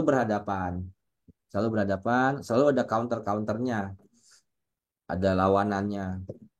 Makanya kalau dalam integral training itu bisa dibuat latihan menyerang dan bertahan berbarengan. Jadi kalau saya diajarin bertahan, maka saya mengerti yang menyerang. Kalau saya diajarin menyerang, maka saya mengerti yang bertahan. Karena ad- adversarial kolaboratif tadi. Jadi jangan jangan banyak dipisah. Makanya kayak pemain saya kemarin, kita latihan defense ya. Tapi mereka harus tahu menyerangnya lagi ngapain nih, gitu. Itu nggak terpisah, kayak gitu. Ada. Ini prinsip umum dalam permainan. eh Ini yang mesti jadi satu catatan dari taktik individual bahwa pemain harus tahu. Ini yang kalau dari tujuan menyerang dari nomor tiga, sorry. Kalau ini harus didalami di usia 14 tahun. Ini udah harus tahu semuanya, gitu ya. Jadi kalau kita hilang bola, ini perlu saya jelasin nggak ini? Udah pada ngerti kali ya. Perlu bang. Tak kejauhan, repot nih saya nih. Oke, fase fase dalam bermain pertama itu kan kita tahu dulu ada fase menyerang. Memulai permainan itu adalah saat bola pertama kali berpindah ke kita. Nah, saat bola pertama kali berpindah ke kita ini, kita pernah bisa pastikan nggak? Ada yang bisa pastikan? Enggak bang. Nggak kan? Nah, begitu juga dengan bertahannya. Apakah kita memulai permainannya karena out, bolanya karena keluar, apa karena pelanggaran? Kita nggak pernah tahu. Itu yang disebut memulai permainan pertama kali bola berpindah di menyerang. Fase pertamanya seperti itu. Makanya itu yang pertama kali diuber. Jangan sampai lawan itu siap.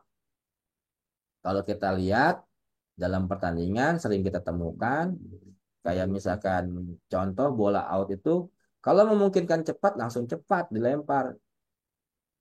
Keburu lawannya siap. Itu. Ini yang terjadi yang saya tidak setuju dengan kompetisi-kompetisi U17 di Indonesia yang menyatakan wajib build up. Itu saya kurang setuju karena logika internal ini harus dimulai dari usia 14 gitu. Ya, yang selanjutnya ada serangan balik, counter attack.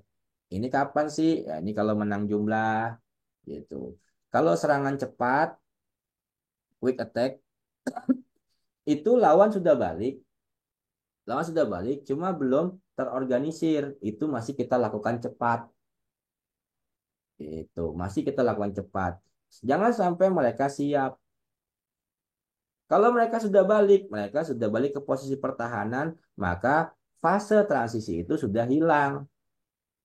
Munculnya positional attack, yaitu yang disebut sistem 4-0 kah, 3-1. Jadi ini yang warna putih ini counter-counternya. Gitu. Kebayang nggak teman-teman? Nah, untuk yang bertahan ketika bola pertama kali apertura, bagaimana menjaga keseimbangan dulu yang penting, sembari mengulur waktu, balance and delay di situ, atau ya balance and delay.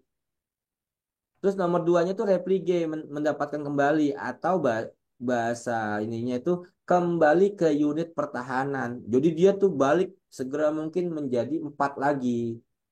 Yaitu di video saya sebelumnya mungkin pernah lihat. Nah itu replicate.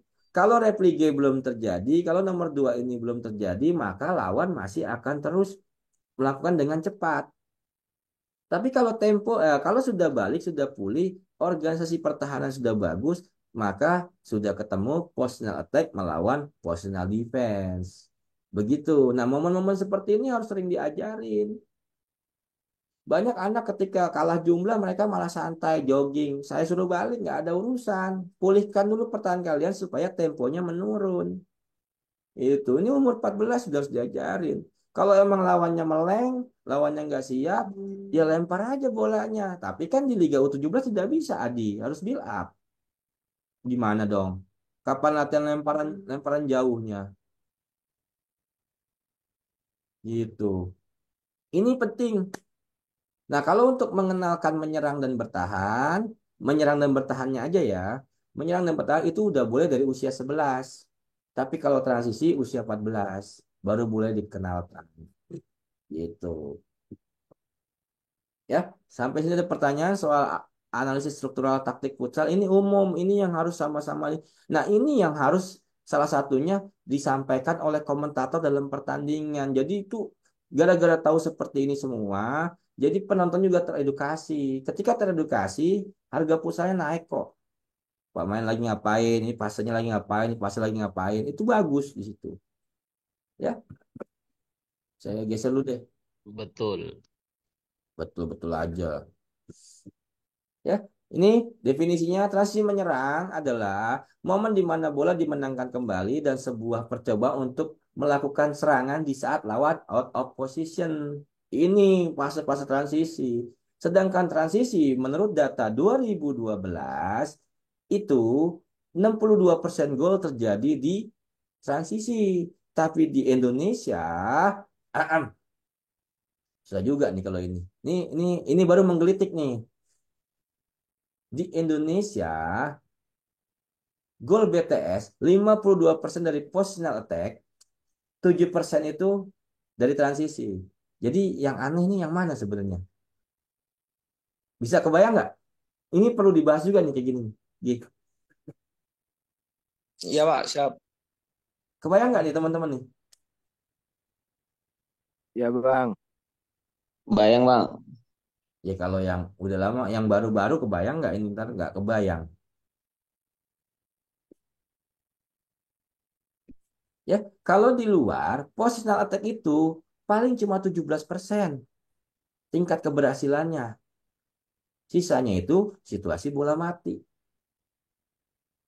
Artinya apa? Dari angka itu, liga kita berarti memiliki kekurangan dalam hal defense atau pemahaman pelatih soal defense. Bisa dong kalau ada data seperti data yang bicara ya, bukan saya yang bicara loh. Ya. Nah, sebaliknya transisi bertahan adalah aksi dan keinginan bertahan ketika penguasaan terhadap bola hilang. Karena taktik itu kan berdasar kepemilikan bola, menyerang atau bertahan. Yang disebut menyerang adalah penyerangan melawan pertahanan yang sudah terorganisir. Itu yang disebut positional attack, dikatakan menyerang seperti itu. Di luar itu transisi. Bertahan seluruh defender sudah dalam posisi dan terorganisir. Makanya sebelum ada bertahan, mesti ada replicate. Balik dulu, pulihkan dulu. Nah, baliknya pertahanan itu tidak bisa ditentukan apakah langsung di situ atau emang agak turun, tidak pernah bisa ditentukan. Tergantung situasi. Seperti kata Ferreira di sini, tim yang paling berbahaya menurut aku adalah yang sangat sedikit waktunya antara mendapatkan bola dengan menyerang dan antara kehilangan bola dengan bertahan. Itulah rahasia permainan. Ini rahasia permainan futsal sebenarnya. Ruang dan waktu, Mas Agus. Ada momen ambil, nggak ada momen hati-hati.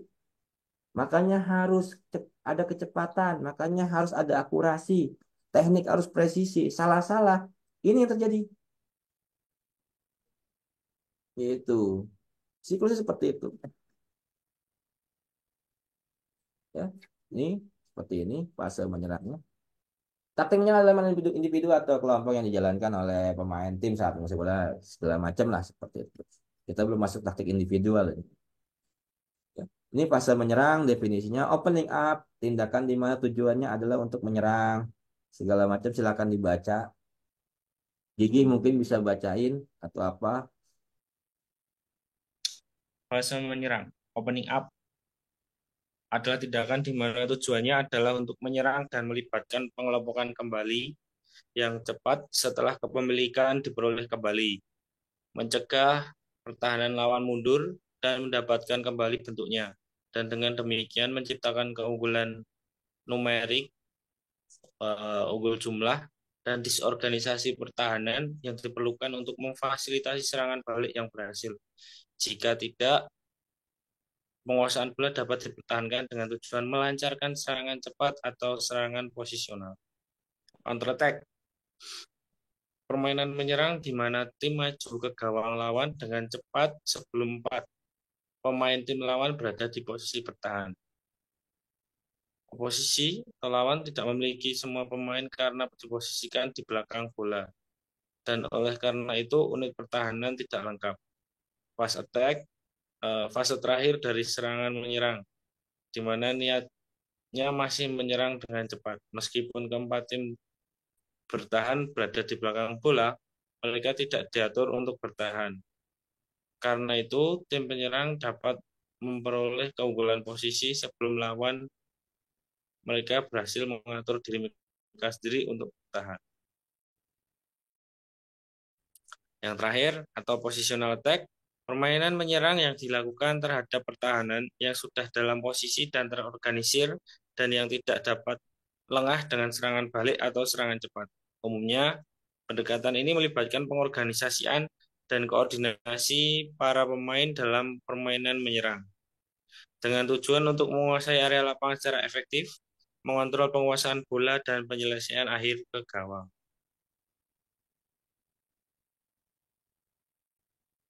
Oke.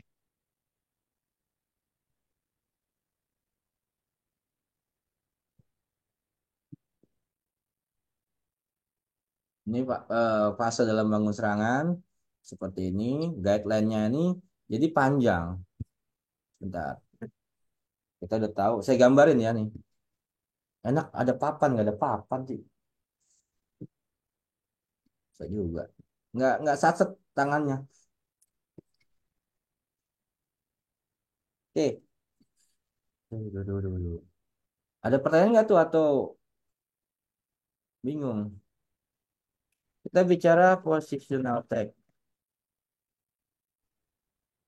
atau prinsip permainan. Prinsip umum permainan.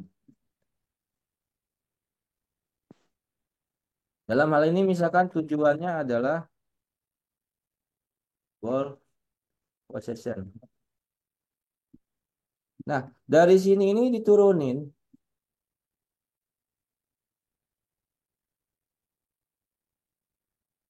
Ke bawahnya ada apa aja.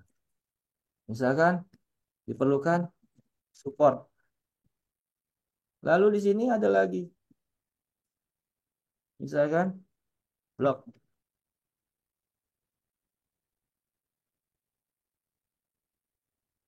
Jadi harus ada unsur-unsur ini. Jadi dari dari bagan yang tadi itu masih ada turunannya lagi. Support. Support itu seperti apa? Support itu cukup berada di jalur passing. Itu yang disebut support, bukan datang. Datang itu ajuda, beda. Nah, kalau udah kayak gini, latihannya harus kayak gimana ya? Kebayang nggak? Apa belum kebayang? Kenal sisi kuat. Nah, Belum kebayang, Bang. belum. Nih, ini caranya gimana sih geser lagi? Maaf ya, saya agak kaku kalau begini-begini. Nah, Oke, ada support. Lalu di sini ada pinta, gerak tipu. Di sini aja udah ada yang namanya pinta perlu apa aja sih, Gi? Hmm? Pinta perlu apa aja, Gi? Intel power. Power perlu ya? Wah, udah ke power aja kamu. Ya kalau anu nggak bisa pinta.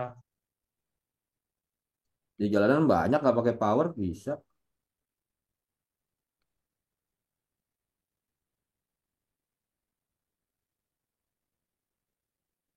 Pinta-pinta.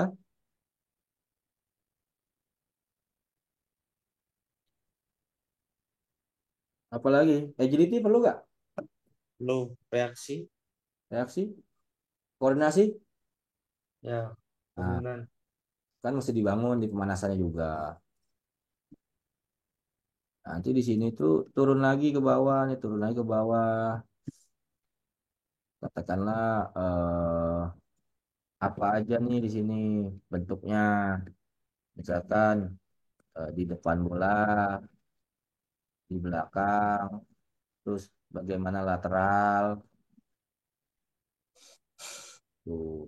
Makanya anak kecil itu kan dibutuhkan literasi geraknya banyak sebelum dia sampai masa puber. Kalau udah masa puber lewat, itu udah berat. Apalagi kemarin kayak yang pandemik 2 tahun ya, itu pasti kekayaan geraknya sedikit. Kalau udah sedikit, udah nggak bisa dikejar. Itu. Ya,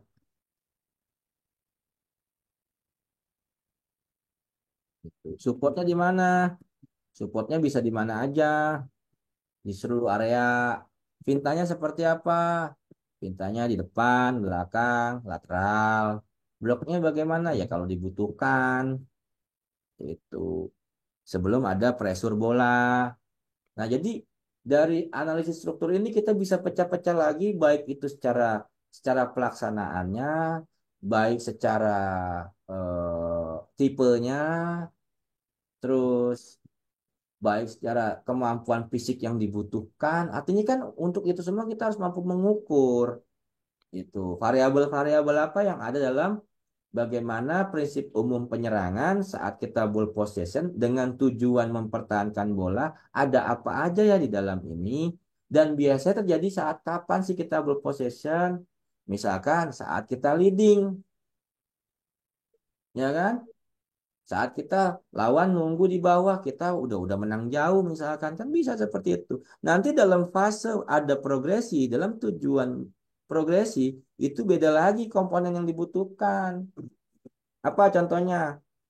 Saya ambil contoh, kalau ball possession untuk menjaga doang, kira-kira perlu perlu perlu menang jumlah nggak? Gitu. Atau perlu penekanan pada tiang kedua nggak? Perlu ada penambahan kecepatan nggak? Penambahan kecepatan dipakai atau tiang kedua dipakai saat dengan tujuan mencetak gol. Jadi setiap tujuan taktik ini punya unsur-unsur yang berbeda. Nah, ini yang teman-teman harus rangkai. Makanya tadi ada guideline-nya. Itu udah mulai puyeng belum? Sebenarnya enak sih kalau ini. Ada guideline-nya. Nah, di sini nih tadi di tulisan bawah tadi. Mana? Ada guideline-nya di sini. Guideline dan resource-nya support play yang didesain untuk penjagaan penguasaan pergerakan ke ruang, ya kan? Support mendapatkan kedalaman dan lebar ini fundamen menyerang, tapi berada pada kolom-kolom grup, yaitu melebar dan kedalaman atau apa amplitude profundidad itu. Terus untuk apa dibuat seperti itu? Mungkin kalau teman-teman lihat di video saya, ya untuk dapat memungkinkan gerakan itu selalu berlanjut. Makanya kalau orang menyerang itu memanfaatkan lebar sama kedalaman. Nah, bagaimana yang bertahannya? Itu yang dilawan dengan sisi kuat dan sisi lemah. Karena sisi kuat itu ada di posisi bola, maka dimanfaatkan dengan lebar lapangan. Gitu. Jadi ini saling saling berlawanan. Lalu dibutuhkan apa lagi? Pergerakan tanpa bola. Gitu. Nah, dalam konsep ruang nanti ada tiga. Menciptakan ruang, menempati ruang, dan memanfaatkan ruang. Nah, mobilitas selanjutnya. Mobilitas ini masih terjadi permasalahan antara cukup dengan mobilitas atau dengan desmarque appoggio. Faktor teknik juga dipertimbangkan dan sebagainya. Ini dalam membangun serangan. Nah, ini boleh teman-teman catat, saat menghadapi zona defense, dalam konsep ruang, menciptakan itu mudah, ya. Tapi menempati dan memanfaatkan, sorry, menciptakan itu sulit, tapi menempati dan memanfaatkan itu mudah. Udah? Udah lagi?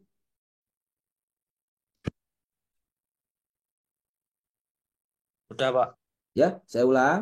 Dalam konsep ruang, menciptakan, menempati, manfaatkan.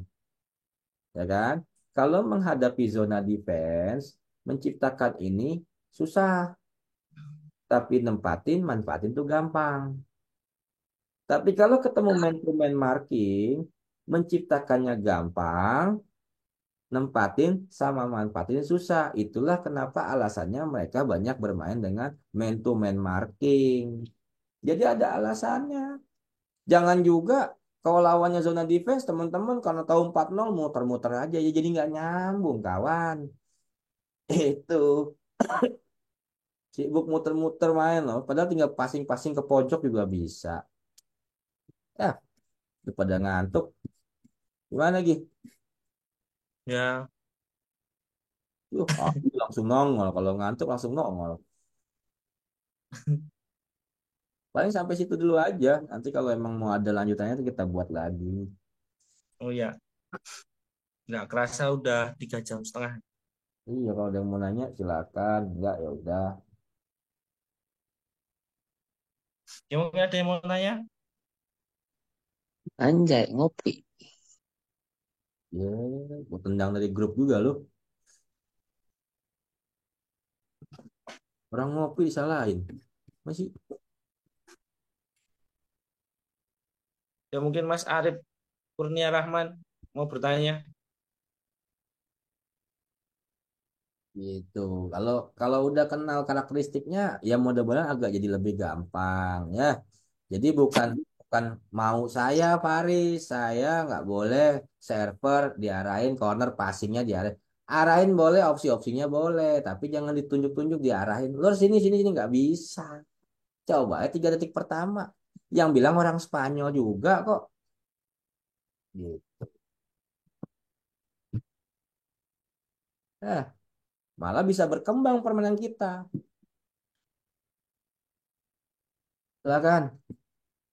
Ya, silakan bagi teman-teman yang mau bertanya.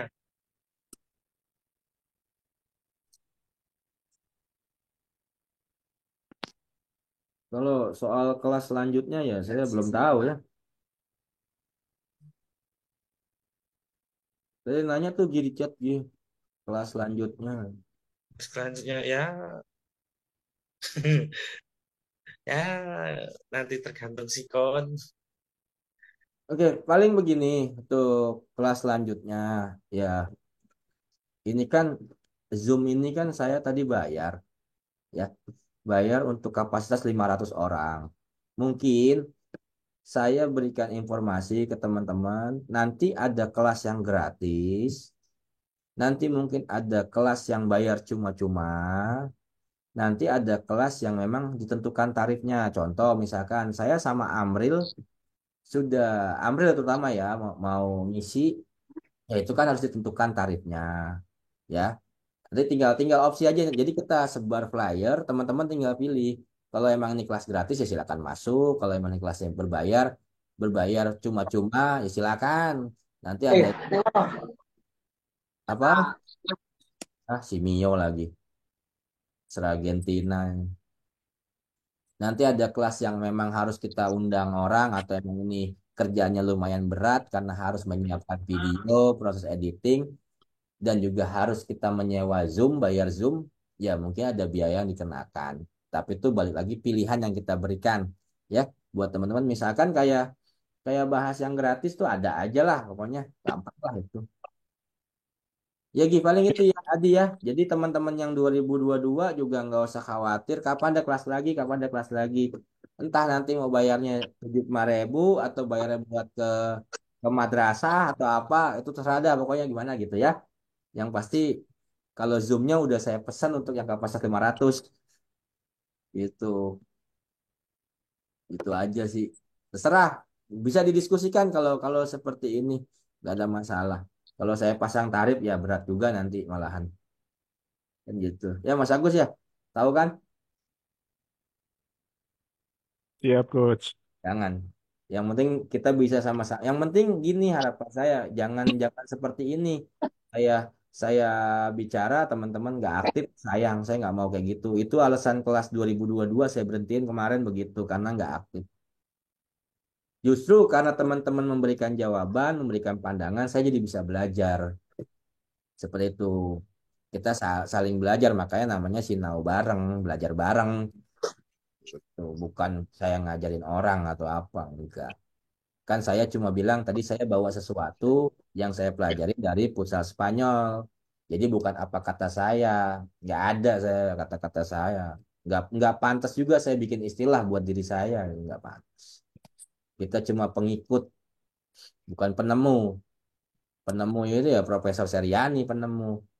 Penemu Corte de Linea ya itulah orang Brazil. Tahunnya segini, ini sini. Ah, terus saya jelasin dah kalau itu. Ya, penemu 40 ya si ini. Nah, gitu doang gampang. Ya, jadi ada 3 opsi ya. Teman-teman yang SBF 2022 juga yang sekarang nanti mungkin ada 3 opsi. Yang pasti kalau saya kalau kelasnya pasif ya saya akan berhentikan karena saya mau belajar bareng bukan mau ngajarin orang ya. Gitu. Ya Mas Agus ya pelajaran dari 2022 kalau pasif terus tiba-tiba nanyanya lewat WA saya nggak ladenin. Karena kalau lewat WA kan cuma personal nanti. Teman-teman yang lain nggak belajar dari pertanyaan itu. Jadi satu pertanyaan kan bisa buat orang-orang banyak. Sama seperti mengoreksi sebenarnya. Mengoreksi itu nggak harus yang salah. Jadi ada misalkan pemain kita nih melakukan sesuatu yang benar. Kita stop, kita koreksi. Kenapa kamu lakuin itu? Dia bisa menjawab dan jawabannya benar. Nah, ini bagus, berarti dia kognitifnya bagus. Yang kedua, informasi yang diberikan oleh pemain yang melakukan gerakan yang benar tadi menjadi informasi buat teman-temannya yang di sekitar. Jadi belajar itu nggak cuma dari ngoreksi itu nggak cuma dari yang salah, dari yang benar tuh bisa. Itu metode juga situ. Ya, apalagi kalau pemain kita bisa jawab, wah keren. Ya gitu. Kognitifnya bagus berarti. Berhasil memecahkan masalah yang kita buat. Itu paling kalau kelas selanjutnya seperti itu, Gi. Itu juga maksudnya juga saya ya waktunya nggak bisa tentukan. Tuh. Ya. Yang penting proaktif aja kita sama-sama sharing lah. Masing-masing punya masalah sendiri-sendiri setiap daerahnya. Itu. Tapi kita harus siap dalam menghadapi segala situasinya. Gitu. Ya. Oke ya. Nggak ada lagi kan? Ya udah kalau nggak ada. Oke, ini sebelum saya tutup, saya kasih kesempatan untuk teman-teman, kesempatan terakhir untuk malam ini untuk bertanya. Sebelum ini ditutup, monggo silakan. Izin tanya Mas Gigi. Ya, monggo silakan Mas Faik. Nah, ini Mau tanya Coach, eh, kalau tadi disampaikan transisi itu diperkenalkan di usia 14. Terus kalau kira-kira ada anak-anak SD gitu main-main gitu, kita melihat mereka becak turunnya gitu ya berarti dibiarkan saja atau perlu Ya, kita kasih advice yang bagaimana? Mohon biarin maaf Coach. Terima aja. kasih. Karena kan di di usia segitu mereka yang penting tahu menyerang, tahu bertahan, bukan tahu transisi, beda. Karena transisi kan kebutuhan fisiknya juga beda. Takutnya mereka juga apa namanya lagi asik-asiknya bagaimana membangun kerjasama satu dua pemain, ya kan, memperbaiki teknik. Tapi kita jadi diarahkan untuk bagaimana secepat mungkin untuk counter. Jadi orientasi si anak berbeda. Ini yang berbahaya. Tapi kalau dia sudah, makanya itu beradanya di fase setelah puber gitu. Jadi biar mereka bisa bermain dulu, mereka senang kayak gitu. Nah, di situ nanti kan fase pertama, apakah anak-anak ini terus bermain bola atau tidak? Itu juga ngaruh di situ. Jadi kalau anak kecil kita kasih counter counter, ya pikirannya dia pokoknya asal-asalan main. Bagaimana mengorganisasi belum tahu, bagaimana belajar dari tekanan, bagaimana kombinasi dengan small group taktiknya, misalkan dengan satu unit berbarengan, dengan menang jumlah, kalah jumlah, kan itu dulu yang dibangun. Nah, sebenarnya kan yang lebih dibangun itu pada logikanya aja nanti. Dikembangkan, dikembangkan, dikembangkan, sampai mereka tahu semakin sedikit waktu yang diperlukan untuk mencapai sana, semakin semakin pintar mereka apa namanya menggunakan waktu kapan dia transisi, kapan dia bertahan, itu sampai ke sana arahnya. Tapi kalau anak kecil udah disuruh gitu doang, bahaya juga nanti mereka nggak ngerti bertahan, nggak ngerti menyerang. Secara gabungannya dengan teknik itu kan lagi fase dia lagi mau belajar membangun serangan juga gitu. Siap Sebenarnya Coach. Terima boleh kasih Coach. dia diajarin boleh, dikasih tahu boleh, tapi ya bukan dihususkan tidak. Karena kayak dulu kalau pengalaman saya, dulu kita jatuhnya kayak kompetisi antar RT ya, antar RT, terus eh, orang pengennya menang, pengen lempar-lempar bola, lah kita nggak bisa nikmatin main bolanya itu sama sekali. Jadi secara psikologis di mana nikmatnya kalau lempar-lemparan doang. Nah, sementara itu harus tumbuh bahwa kita harus bisa nikmatin permainan. Walaupun presentasi gol banyak nantinya di fase transisi gitu. Nggak apa-apa, itu mah anak kecil senang dulu aja tujuannya. Lagi? Oke, eh, saya rasa untuk sharing session pada malam hari ini cukup ya. Terima kasih kami ucapkan kepada Coach Wilander yang sudah menyampaikan materi ya, dimulai dari mengenal apa itu futsal sampai ke struktur dan terima kasih juga untuk teman-teman yang sudah berpartisipasi dalam sharing session pada kesempatan kali ini. Kami ucapkan terima kasih semuanya atas semua pihak yang sudah mendukung dan mensupport sharing session pada malam hari. Oke, saya Gigi Sesmito Adi. Apabila ada salah kata selama mendampingi teman-teman atau ada salah dalam perbuatan, saya mohon maaf. Sekian dari saya. Assalamualaikum warahmatullahi wabarakatuh. Terima kasih teman-teman semua. Sampai bertemu di Sinau bareng untuk sesi selanjutnya. Masih banyak sesi-sesi yang lain kita yang akan kita infokan dalam waktu dekat. Terima kasih. Terima kasih Mas Gigi, terima kasih Coach Wilan. Terima kasih, Coach. Sama-sama.